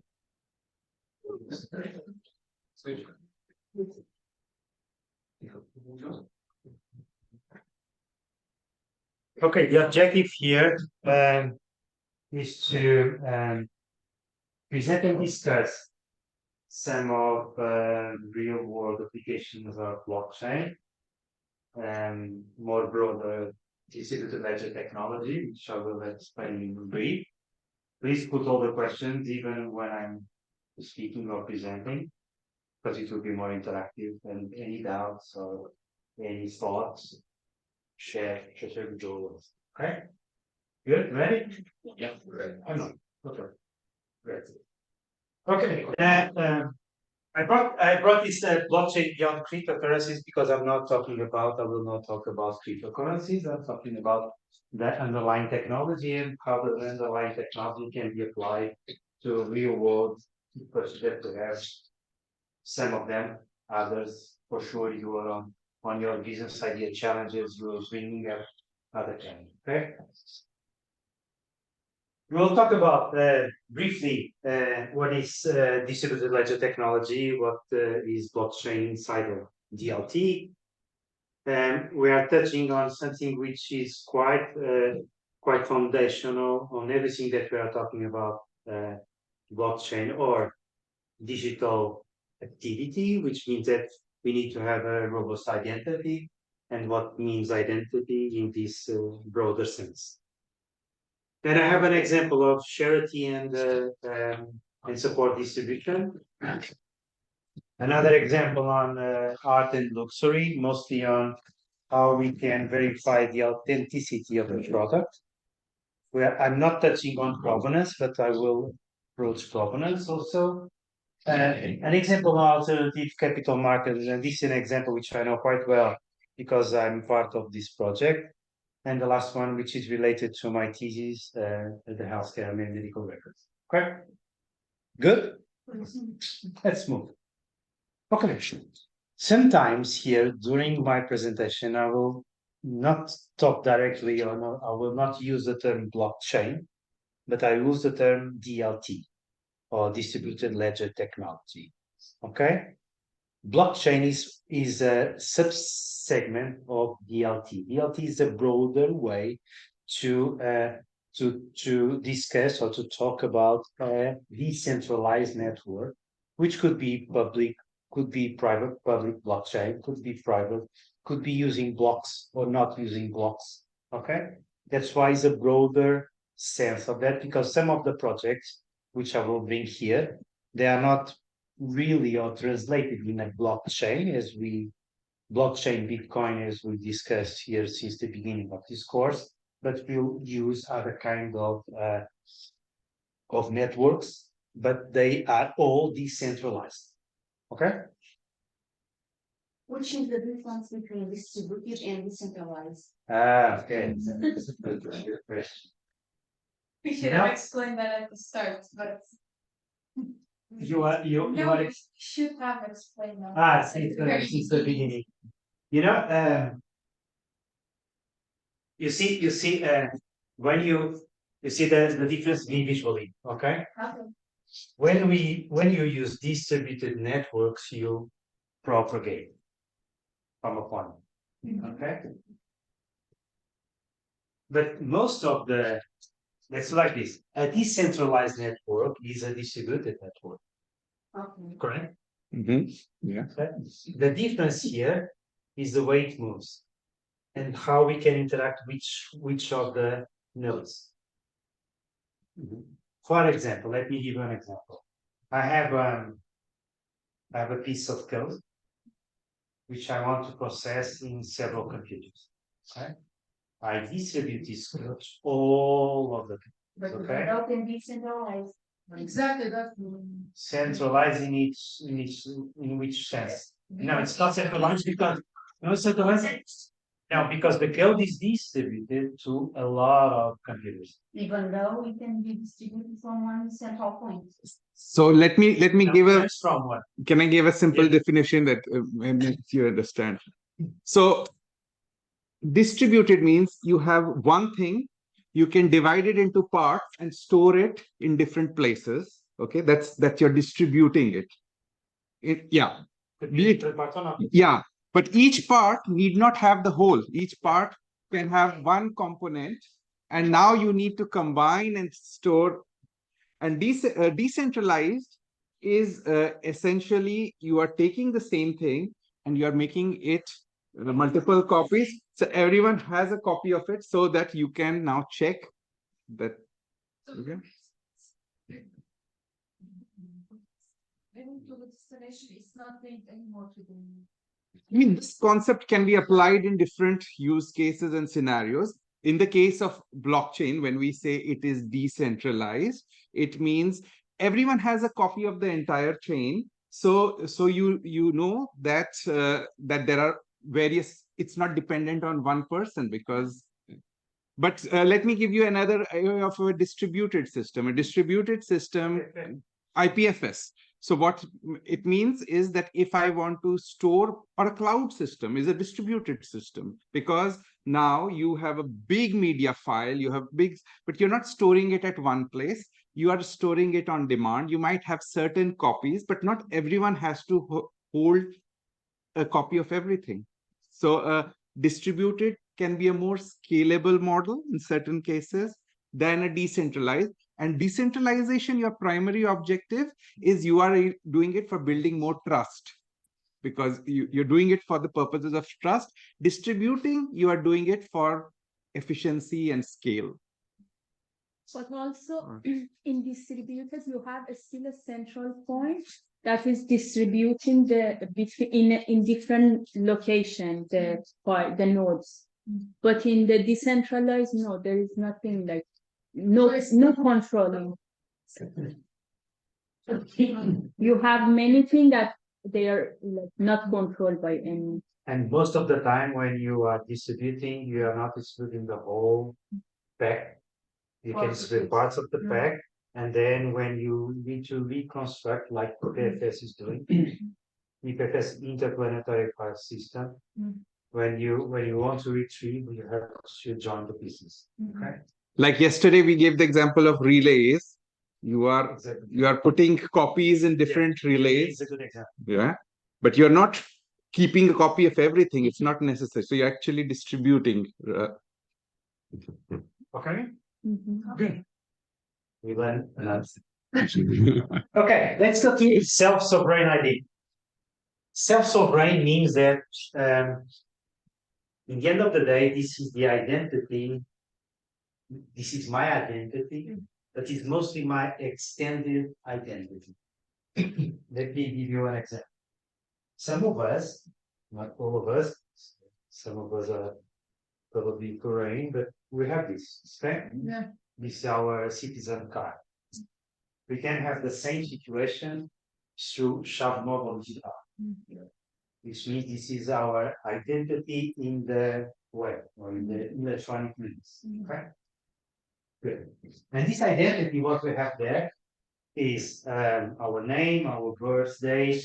We have also some information about our parents. We have the social security number. We have the house number, and I believe we have the fiscal number. Meaning we have our part as a relation with the fiscal authority, our relation with the social security authority. We don't have the driver's license here. If we have in the future, we'll have. Meaning this is somehow also our extended identity, but we cannot open a Google account with this, right? You can? Not yet. You can? Yeah. Yes, you can. Yes, Well, you yes. can. You can read it through the card reader.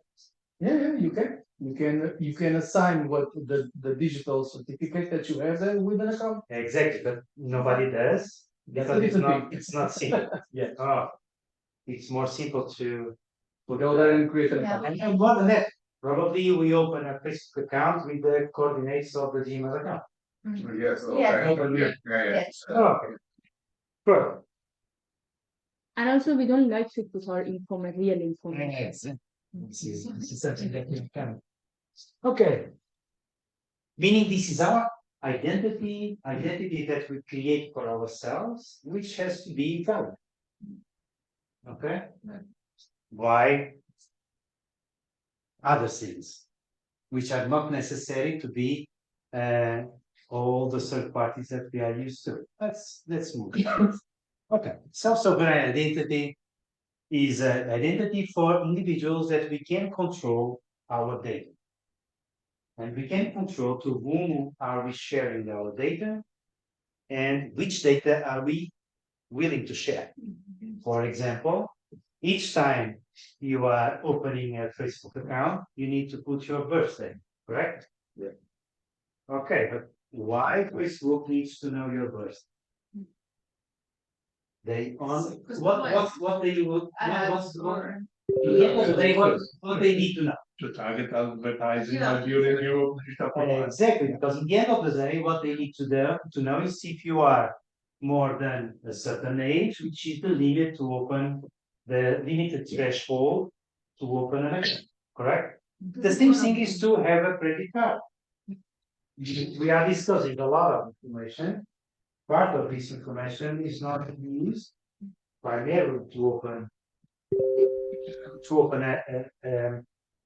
to create a credit card or open account for a credit card. What is important for them is that because there are a lot of information they can use to advertise, right? And this is something that all of us should be attentive and bother with these kind of things. We are sharing more information than the one which is needed for those entities. By the way, if you look to GDPR, there's a rule there which is minimization of data.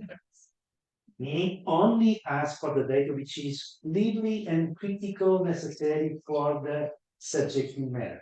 Okay? Which is not the case for most of the time. Okay? For example, in our case, in POA, we are asking for the phone number of the employee. Which is, I can tell you, this is my warning side of the company, because we should not ask, because I'm not doing for now. In the past, for now, I'm not doing anything with that, because I cannot contact the employee. I cannot do anything with that. I should not do anything. She's completely different. Why I'm asking that? Sorry, I was trying to mute. Can you mute Yes. this? Okay.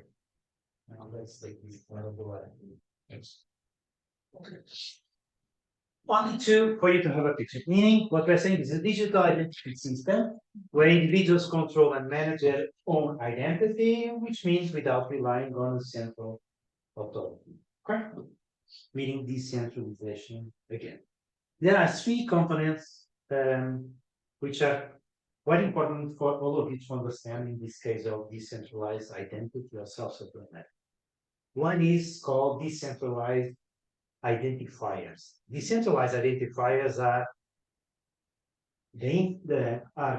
the ones which are identifying, as an address, identifying your identity. Okay? The other thing which is related to this component is the verifier credentials. Verifier credentials are the ones that, for example, you have a driver's license. Your driver's license has to be verified because it's an attribute that you have. You have a driver's license which is valid. It has to be verified then by another way in order to understand that each time you present your identity, your self-sovereign identity, you will see in another graphic that you ask a claim to verify, others ask a claim to verify that you have a valid driver's license, for example. And then we have the blockchain. Blockchain is where these decentralized identifiers are stored. One of the questions that you can put is, okay, I have an identity which has, for example, my ID card, information of my ID card, has information of my social security, has information of my Google account, has information of my house data, meaning, and I have this in a wallet, okay? Imagine that I have all the cards here in a wallet. But in the end of the day, the question is how I'm going to show myself each time I need to verify my identity because I have a claim to verify some of that. This is what we are going to show. Right? Coming to this. And let's look at this this schematic here. Okay? I'm here. Okay? And I have a wallet. Again, wallet. Okay? Imagine that I have all the cards, my house card with the sheep, and a lot of things I have here, my wallet. Okay? And this wallet here, I have also a law with the issuer. Issuer could be governo civil, okay, which is issuing the cartão cidadão. It could be other entity like the social security number, which is issuing the social security, which is issuing the social security, and other kind of entities which are issuing certificates for me. Correct? Okay. And here what I have is a verifier. Okay? The verifier is each time it's needed to guarantee or verify that that identity, that credential is valid, correct, I ask for the verifier to do it. Okay? It's clear until now? I'm going step by step to be sure that, and again, Anish already explained one thing which is quite important on everything that we are talking here since the first beginning, which is public key, private key. Okay, public key I can share with you all. My private key I'm not sharing with you all, anybody. Okay.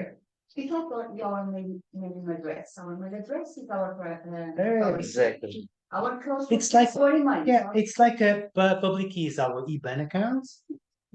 Just one thing I want to add, why public-private key or self-sovereign identity is so important is because a public-private key is basically a mathematical relationship that anyone can generate, any computer, any code can generate.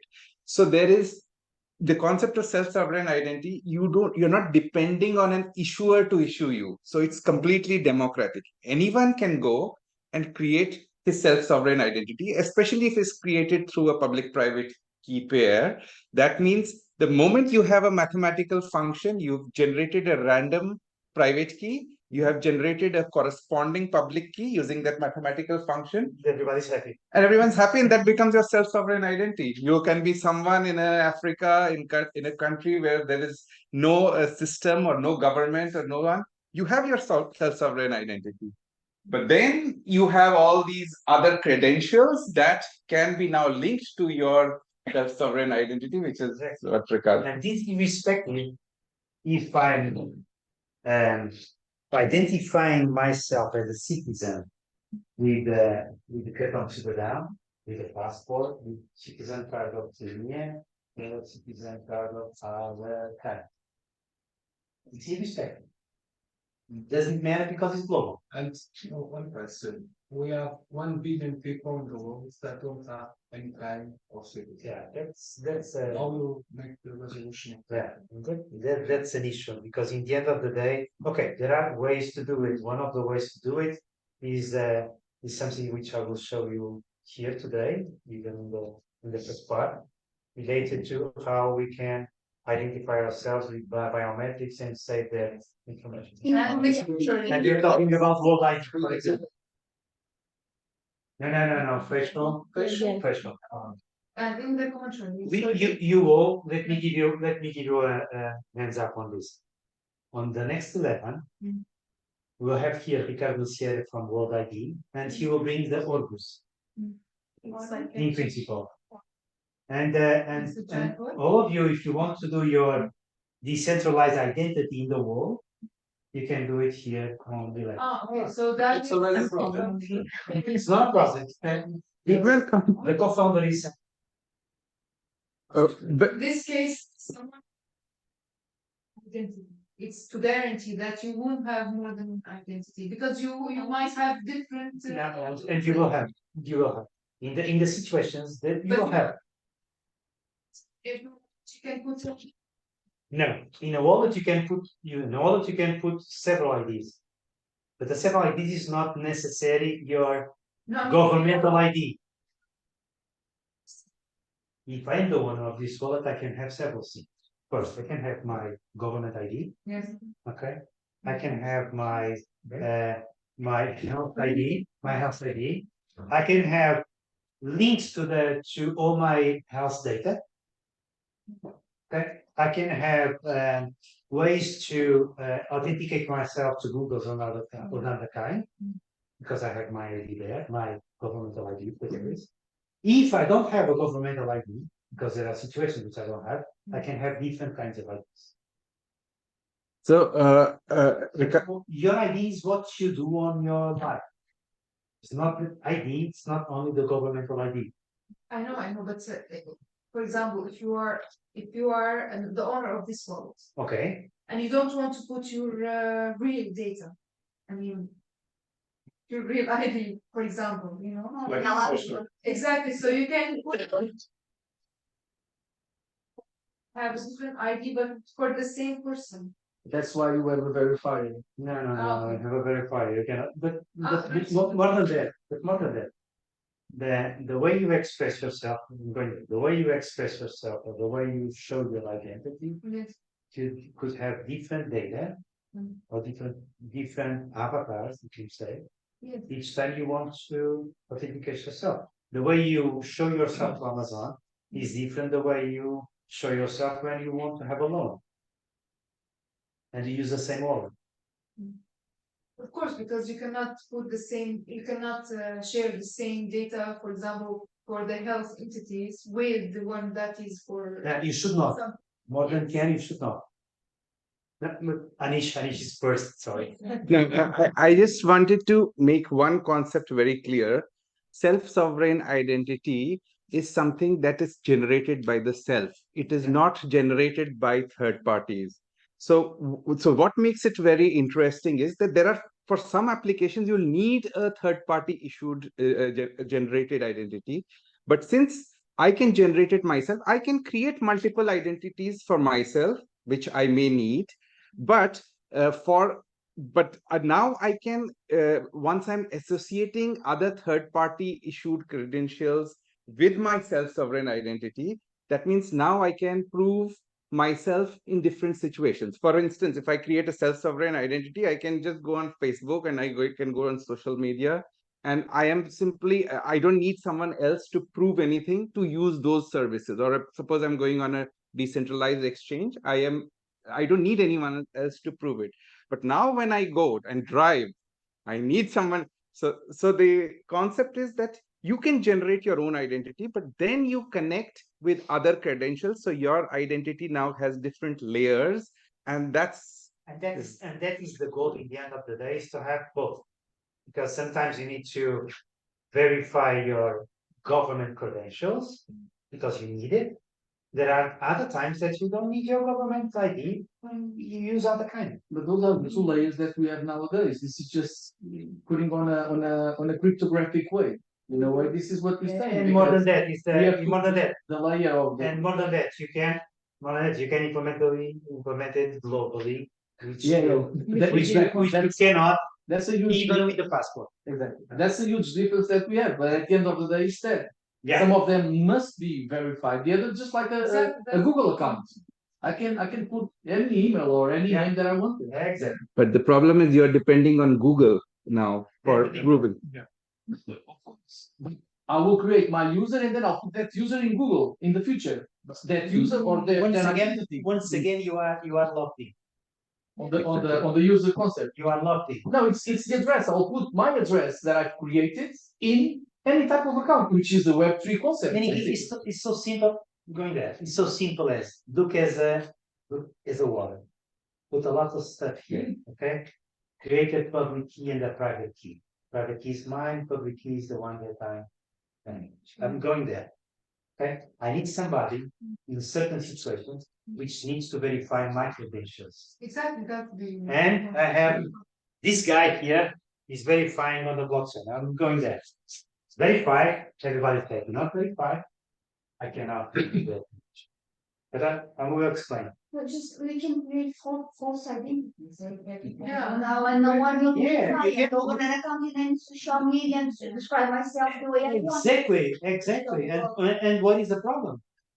If something wrong happened and you need to verify that the person was doing this, so you need to have. That's why in certain situations, you need to verify your governmental credential.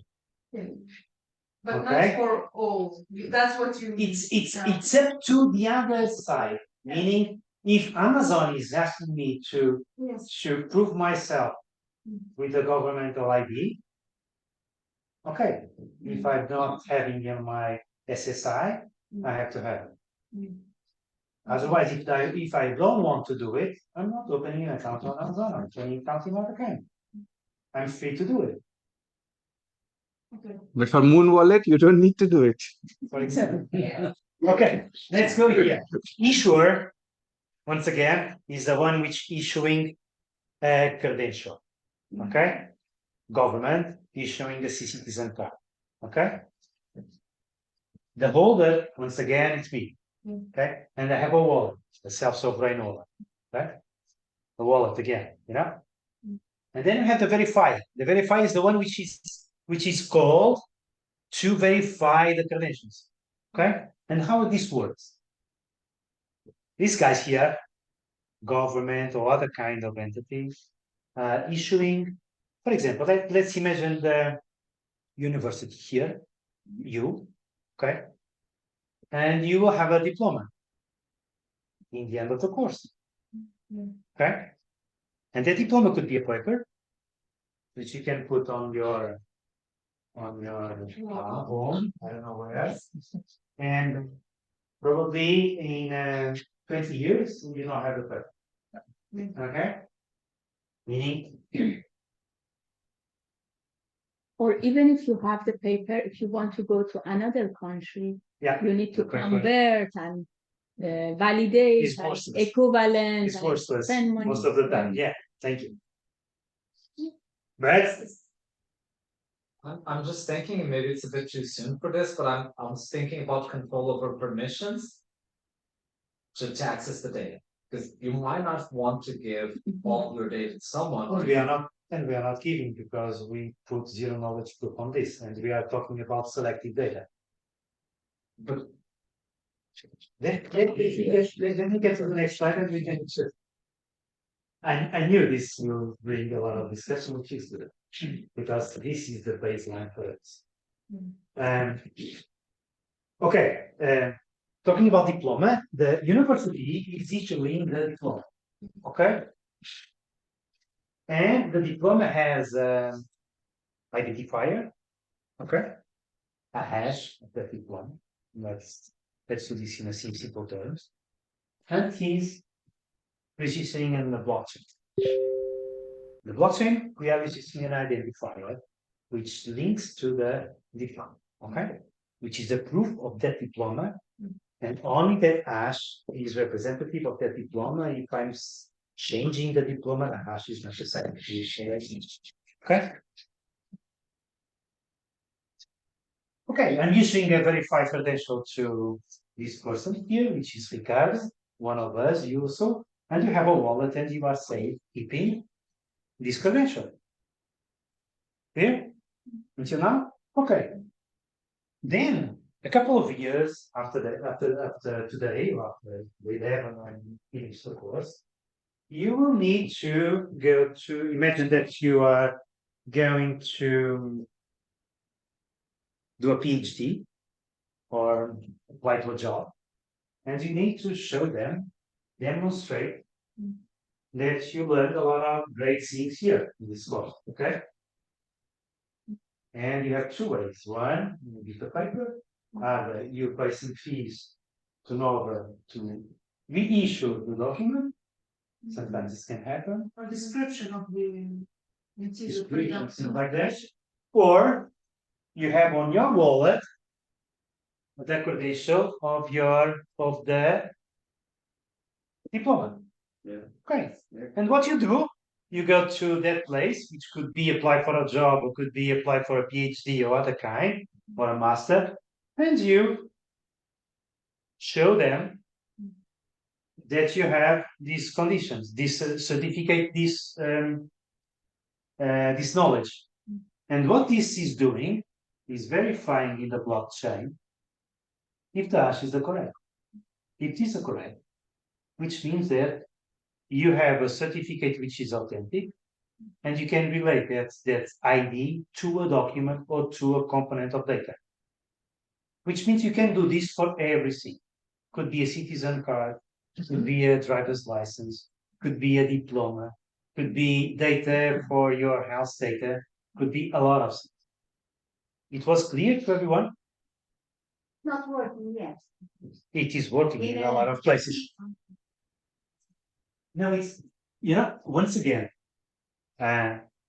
this is our move as individuals, not as corporates or as governments. Meaning each of us, for example, I have one related to World ID, and it's a decentralized identity. Right? I had in the past, which I was not when I was trying to have seen in the past meeting 3 years ago, I created self-sovereign identity and I had some of my data. Right? But one of the questions that you can put is, okay, let's imagine that I'm having on my self-sovereign wallet data from my health, meaning electronic medical records. Are these in the blockchain? Let's go again. The project. Yes, they are on the blockchain. Is there in the blockchain? All the data? The No. data. Oh, Just yes. No, there's. Okay, clear? Yes. Meaning the data could be on a EFFS, okay, meaning an interplanetary file system, could be in other kind, could be off chain, could be in a lot of places. But one of the things is not is in the blockchain because it's private. And it doesn't make sense for 1 mega to have a lot of data there. and The only thing I put is the credential. Okay? and if some data is lost, how do we know with their crash? Because if the data is somewhere, it can be lost. Good point. Yeah, can be lost. How do we know? Can be lost. Comparing it using the hash. Can be lost. But the question is how, which kind of services we are using. If we are using EPFS, it's quite difficult to be lost, for example. But if we are using a centralized place where we have our data and our hash related, probably yes. But yeah, as we can lose the paper. But the probability to lose the paper is higher than to lose the data. For example, most of you use cloud, right? Yes. And all of you have backup of the cloud. Yes. I'm not. I should, but I'm not. I have on another call. This is what I have. This is what I have. I have in another cloud. I have redensed. When was the last time you lost an email in your inbox? Never. Never. So why would you lose a file on a cloud? Especially if it's important, you will probably back it up or you. You can. You know, the only problem we can have in the future could be interoperability of formats, standards. Yeah. Meaning a doc X or something like that, or CZLS FASA. Probably in 10 or 20 years, it will be completely different. Do we will have migration tools or things like that? Probably yes. But it will be a moment that if somebody comes from the space, you know, alien or something like that, and they will arrive here and they have different formats, they cannot understand our formats because our standards are different. This can happen. But disappearing information, I believe it would be quite different, except we have a nuclear war or something like But that. I have another Very question. good. Related to that. Very useful. If you lose or it's impossible to erase, change information in a block once the block is closed without not be noticed because the chain will be cut, the connection with the next block will be changed. But if the information is out chain or off chain, Yeah. how can we notice that some information was lost or some information was changed? Yeah, it's quite simple. One of the things is hash again. Lost, I don't know. Changed, I know. Okay. We have hash is a representation of data. Okay. Even if I put a space, dot, something, the hash will change. Okay, and we can do an example one of these days here, and we can show you. Okay, even a PDF. We have a PDF. We have a hash of that PDF. See, meaning if the hash is different, it was manipulated. But if it's lost, we don't know. Lost, yeah, lost is lost. Okay, yeah, you can look at this, but because we already discussed what is important, what I want to highlight here is this selective disclosure. Selective disclosure means that when you are asked to verify by giving some information to me, verify the credential is clear, then I want to disclose some information in order to do a login, to do a contract, to do a lot of things.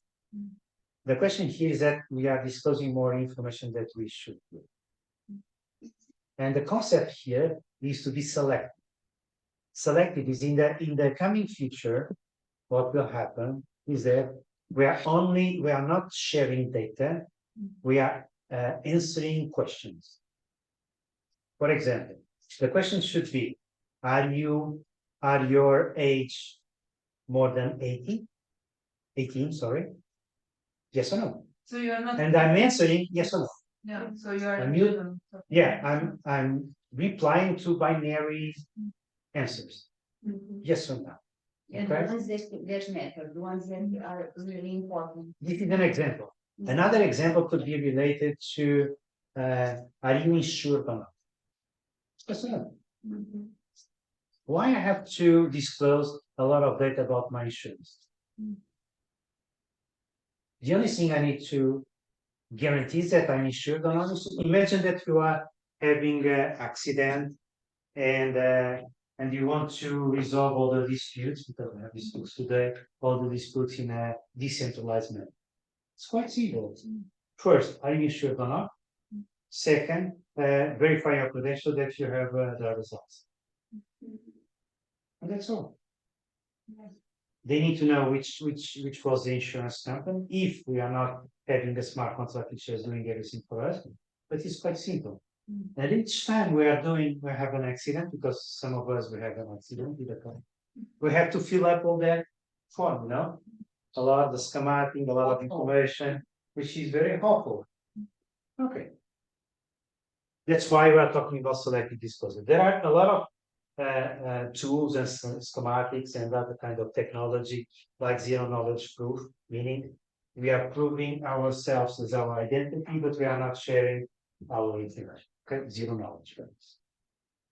Okay, let's give an example and then we are going to get to lunch. Okay, this is a simple example. This guy here, John Smith, wants to book a car in a car rental. Okay. Very simple example. Let's start by number. Use wallets app to register user DID, decentralized identifier, for a digital driver's license. Meaning, he received the DID, the credential related to his driver's license, and put in their wallet. Okay. First, the user DID. Okay. Very simple. This is stored on the blockchain, right? Okay. Let's go to the two. Follows instructions signed to DMV. DMV meaning the EMT, yeah, from US, and scans the QR code using wallet app to obtain the verified digital driver's license. Meaning, to have in their wallet the digital driver's license, the credential of that. Okay. Returns the driving license with a claim, which means in that wallet, it's quite clear that he has a driver's license. Okay. Then what happened here on the 4th? Let's get here. Accepts a verified claim, meaning in the end of the day, what they're saying is that, okay, everything which will my identity is verified. Okay. Then on 5, navigate to a car rental website. This is the funny part. Selects the car, the date he wants to book the car. Okay. Scan the QR code in the website booking page. And when asked for identity information, John gets redirected to his wallet app to grant access to digital ID. Meaning, what he's doing is he's not showing his identity card. He's not showing his driver's license. He's verifying that he has a valid driver's license through his wallet. Okay? And by verifying this, John grants access to the subset of his driver's license digital identity and verified claims, which means what it says here is John Smith, age is more than 18 years, 18, okay? And is a valid driver's license, yes, meaning this is binary, as you see, okay? When he was doing the booking car rental, I don't know if probably some of you already did, you have to fill up a lot of information. Your driver's license, your number, your issue, and your birth date, your address. Okay?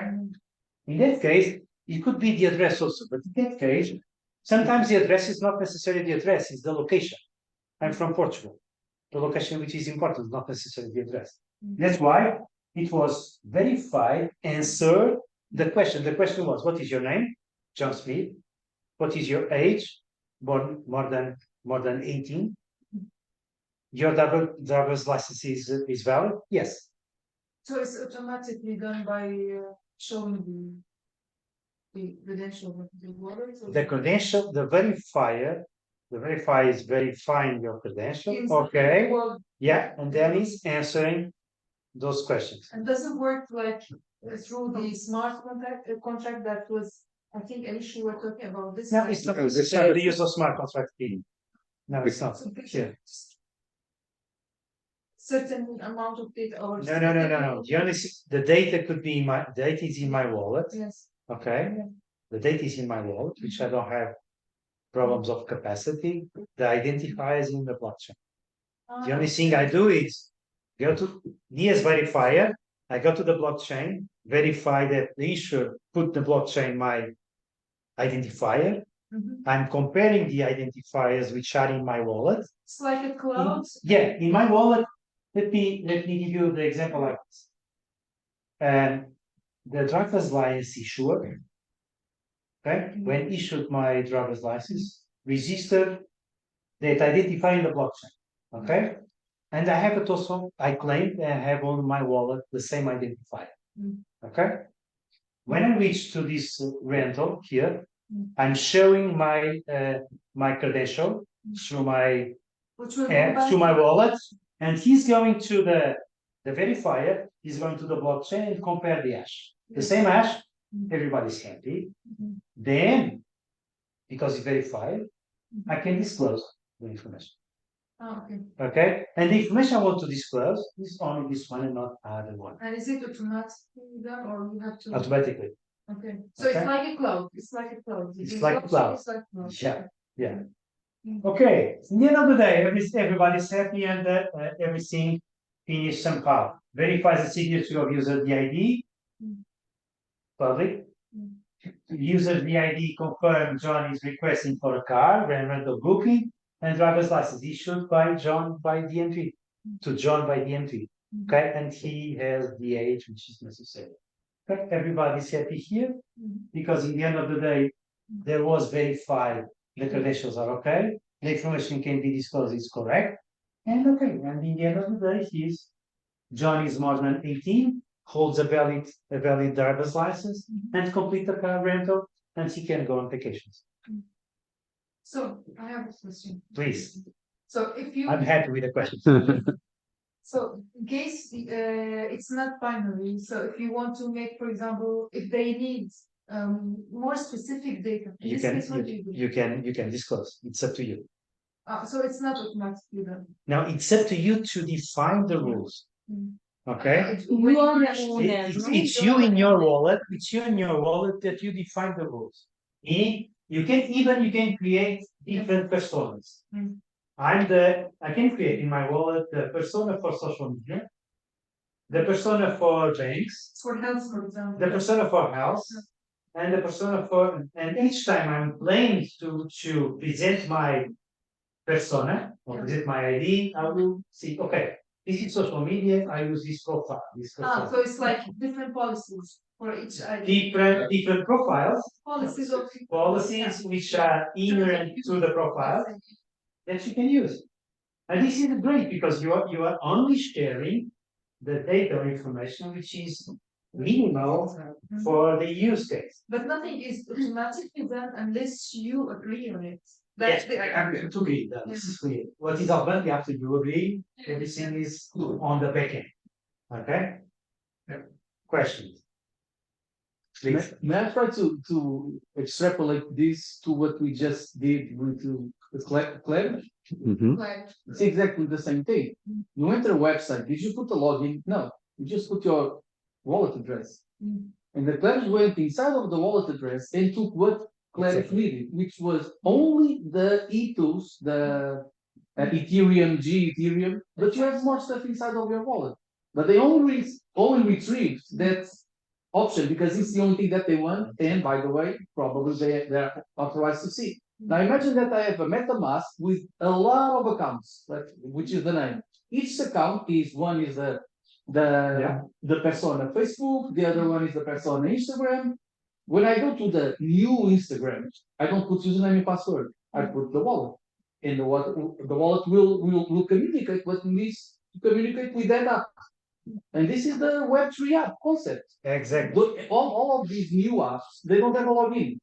They go to the wallet, and you give them what you tell them to, or what they need, or you. Yeah, the first thing you do is the permission. The second thing you do is which kind of data you want to share with them. Could be binary, could be more information. It depends on you. And what we are discussing today is the principles of self-sovereignty. And based on this, many of these new wallets, based on Web3, Web5, whatever names you call, they are designed around these principles. Yeah. But by no means this is a done deal. That's why there is so much opportunity for us to build startups, build companies, build products, because over the next 5, 10, 20 years, this space is going to enormously blow up. And that's why we are challenging you that for the next session, think a little bit on it and then come up with new concepts, because you might find yourself working on them over the years. Yeah. Some sites say they ask you to do a register, or you can using your Google account to log in that site. Yeah, but there. Yeah, but the only thing is you are logged in on Google. It's not your data, it's Google's data. So that's the when you look at some things in Google, you need to. You have the same situation. But We are looking some things. we always need to approve. One way or the other, we need to approve something. Either they go to this place to get it, or the other one, but we need to approve. Otherwise, The owner of the data. The only difference is that not only the owner of the data, but the owner of your identity, Yes. your Google identity. It's Google property, or at least I don't know if it's Google property, but one thing is clear, you cannot do anything. But Google have a lot And of when you have an identity which is stored, not the identity, but the hash of that identity, the credentials you stored on a blockchain, I believe it's not locked. At least while we have blockchain. Okay, at least while we have blockchain. Okay, you have two examples. This one we'll have here on 11. Ricardo Maciel is the head of World ID and WorldCoin for Europe, and she will be here on 11. He's a great guy. I believe, I don't know if some of you know him. No, he's a former Airbnb. He's a former Revolut. He's a great guy and simple guy too. It's completely open to answer all the questions. And for those of you who don't know, Sam Altman is a big promoter of the project. He's a co-founder.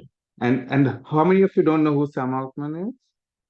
Okay, maybe Ricardo. You can explain. You are on the move. So OpenAI, ChatGPT. So he is the founder of ChatGPT. Okay. He's also the co-founder, as Anish was saying, on World ID, which is called WorldCoin, but I will prepare World ID, which is the project that he will bring the most probably. No. Most probably he will bring this. Yeah, but Sam Altman is not Portuguese. Yes. I don't know. He's American. He will bring the Orbit. Orbit is a device of Internet of Things, which is capturing your biometrics, create a hash of the biometrics, and set the biometrics on the blockchain. It's not a Bitcoin blockchain; it's the blockchain. And because it will be the way that you can prove to everyone, to every site on the digital way, that you are a human. Because as you know, there are more robots than people. Yeah. You know that. Yeah. Okay. And how is this network? Like, how big is the network? It's on top of what, or it's independent network? It's independent because what it's doing is only verifying, not capturing the biometrics. No, I mean, Okay, like, but is it on related top to of the Bitcoin, account, on so top of No, they have or their they own have their own? blockchain. They have They the, have their yeah, own. Yeah. the- So as of now, we will see many projects working on this idea. Of course, time will only tell which ones will be the most succeeded, most adopted. But yeah, the honest, you can do if you wish is to download the World ID or World Coin app, but I can show you because I have. Okay, Yon, only to Robert faster and then I will continue. Yon is a project supported by Microsoft. And it's about Microsoft on the decentralized SSI, meaning decentralized DIDs, meaning decentralized identifiers, which is having a lot of buzz in the last years, and it's quite useful as that one is using a tool connected to anything that we are doing our login or showing our credentials, that we can use our self-sovereign identity. Because in the end of the day, we can have a self-sovereign identity. But if I'm using Google, Facebook, or other kind, I need to have that plugin which connects with my wallet. Okay? And this is what they are doing, both are doing, is to try to have in most of the places this connection on a decentralized identity in order us to do our credentials, to verify our credentials and to do our login or create them. Okay? Is there any plan for interoperability between? I believe not. No. Because this is the eternal problem of the interoperability of the blockchains. Okay, let's go to lunch. Okay, and then I will continue. So, hi Qatar. I hope you're able to hear clearly. It was very good. Yeah, everything is very clear. Hello, everyone. You can see everyone is waving to you. So, missing you here. We are just going for a lunch, and we will continue with Ricardo's presentation after lunch. Okay, So, sounds good. How much time? Maybe 1 hour or 1 hour or a little bit more. 1 hour, 15 minutes. Yeah. thank you so much. Okay. See you. Bye bye. Can you please?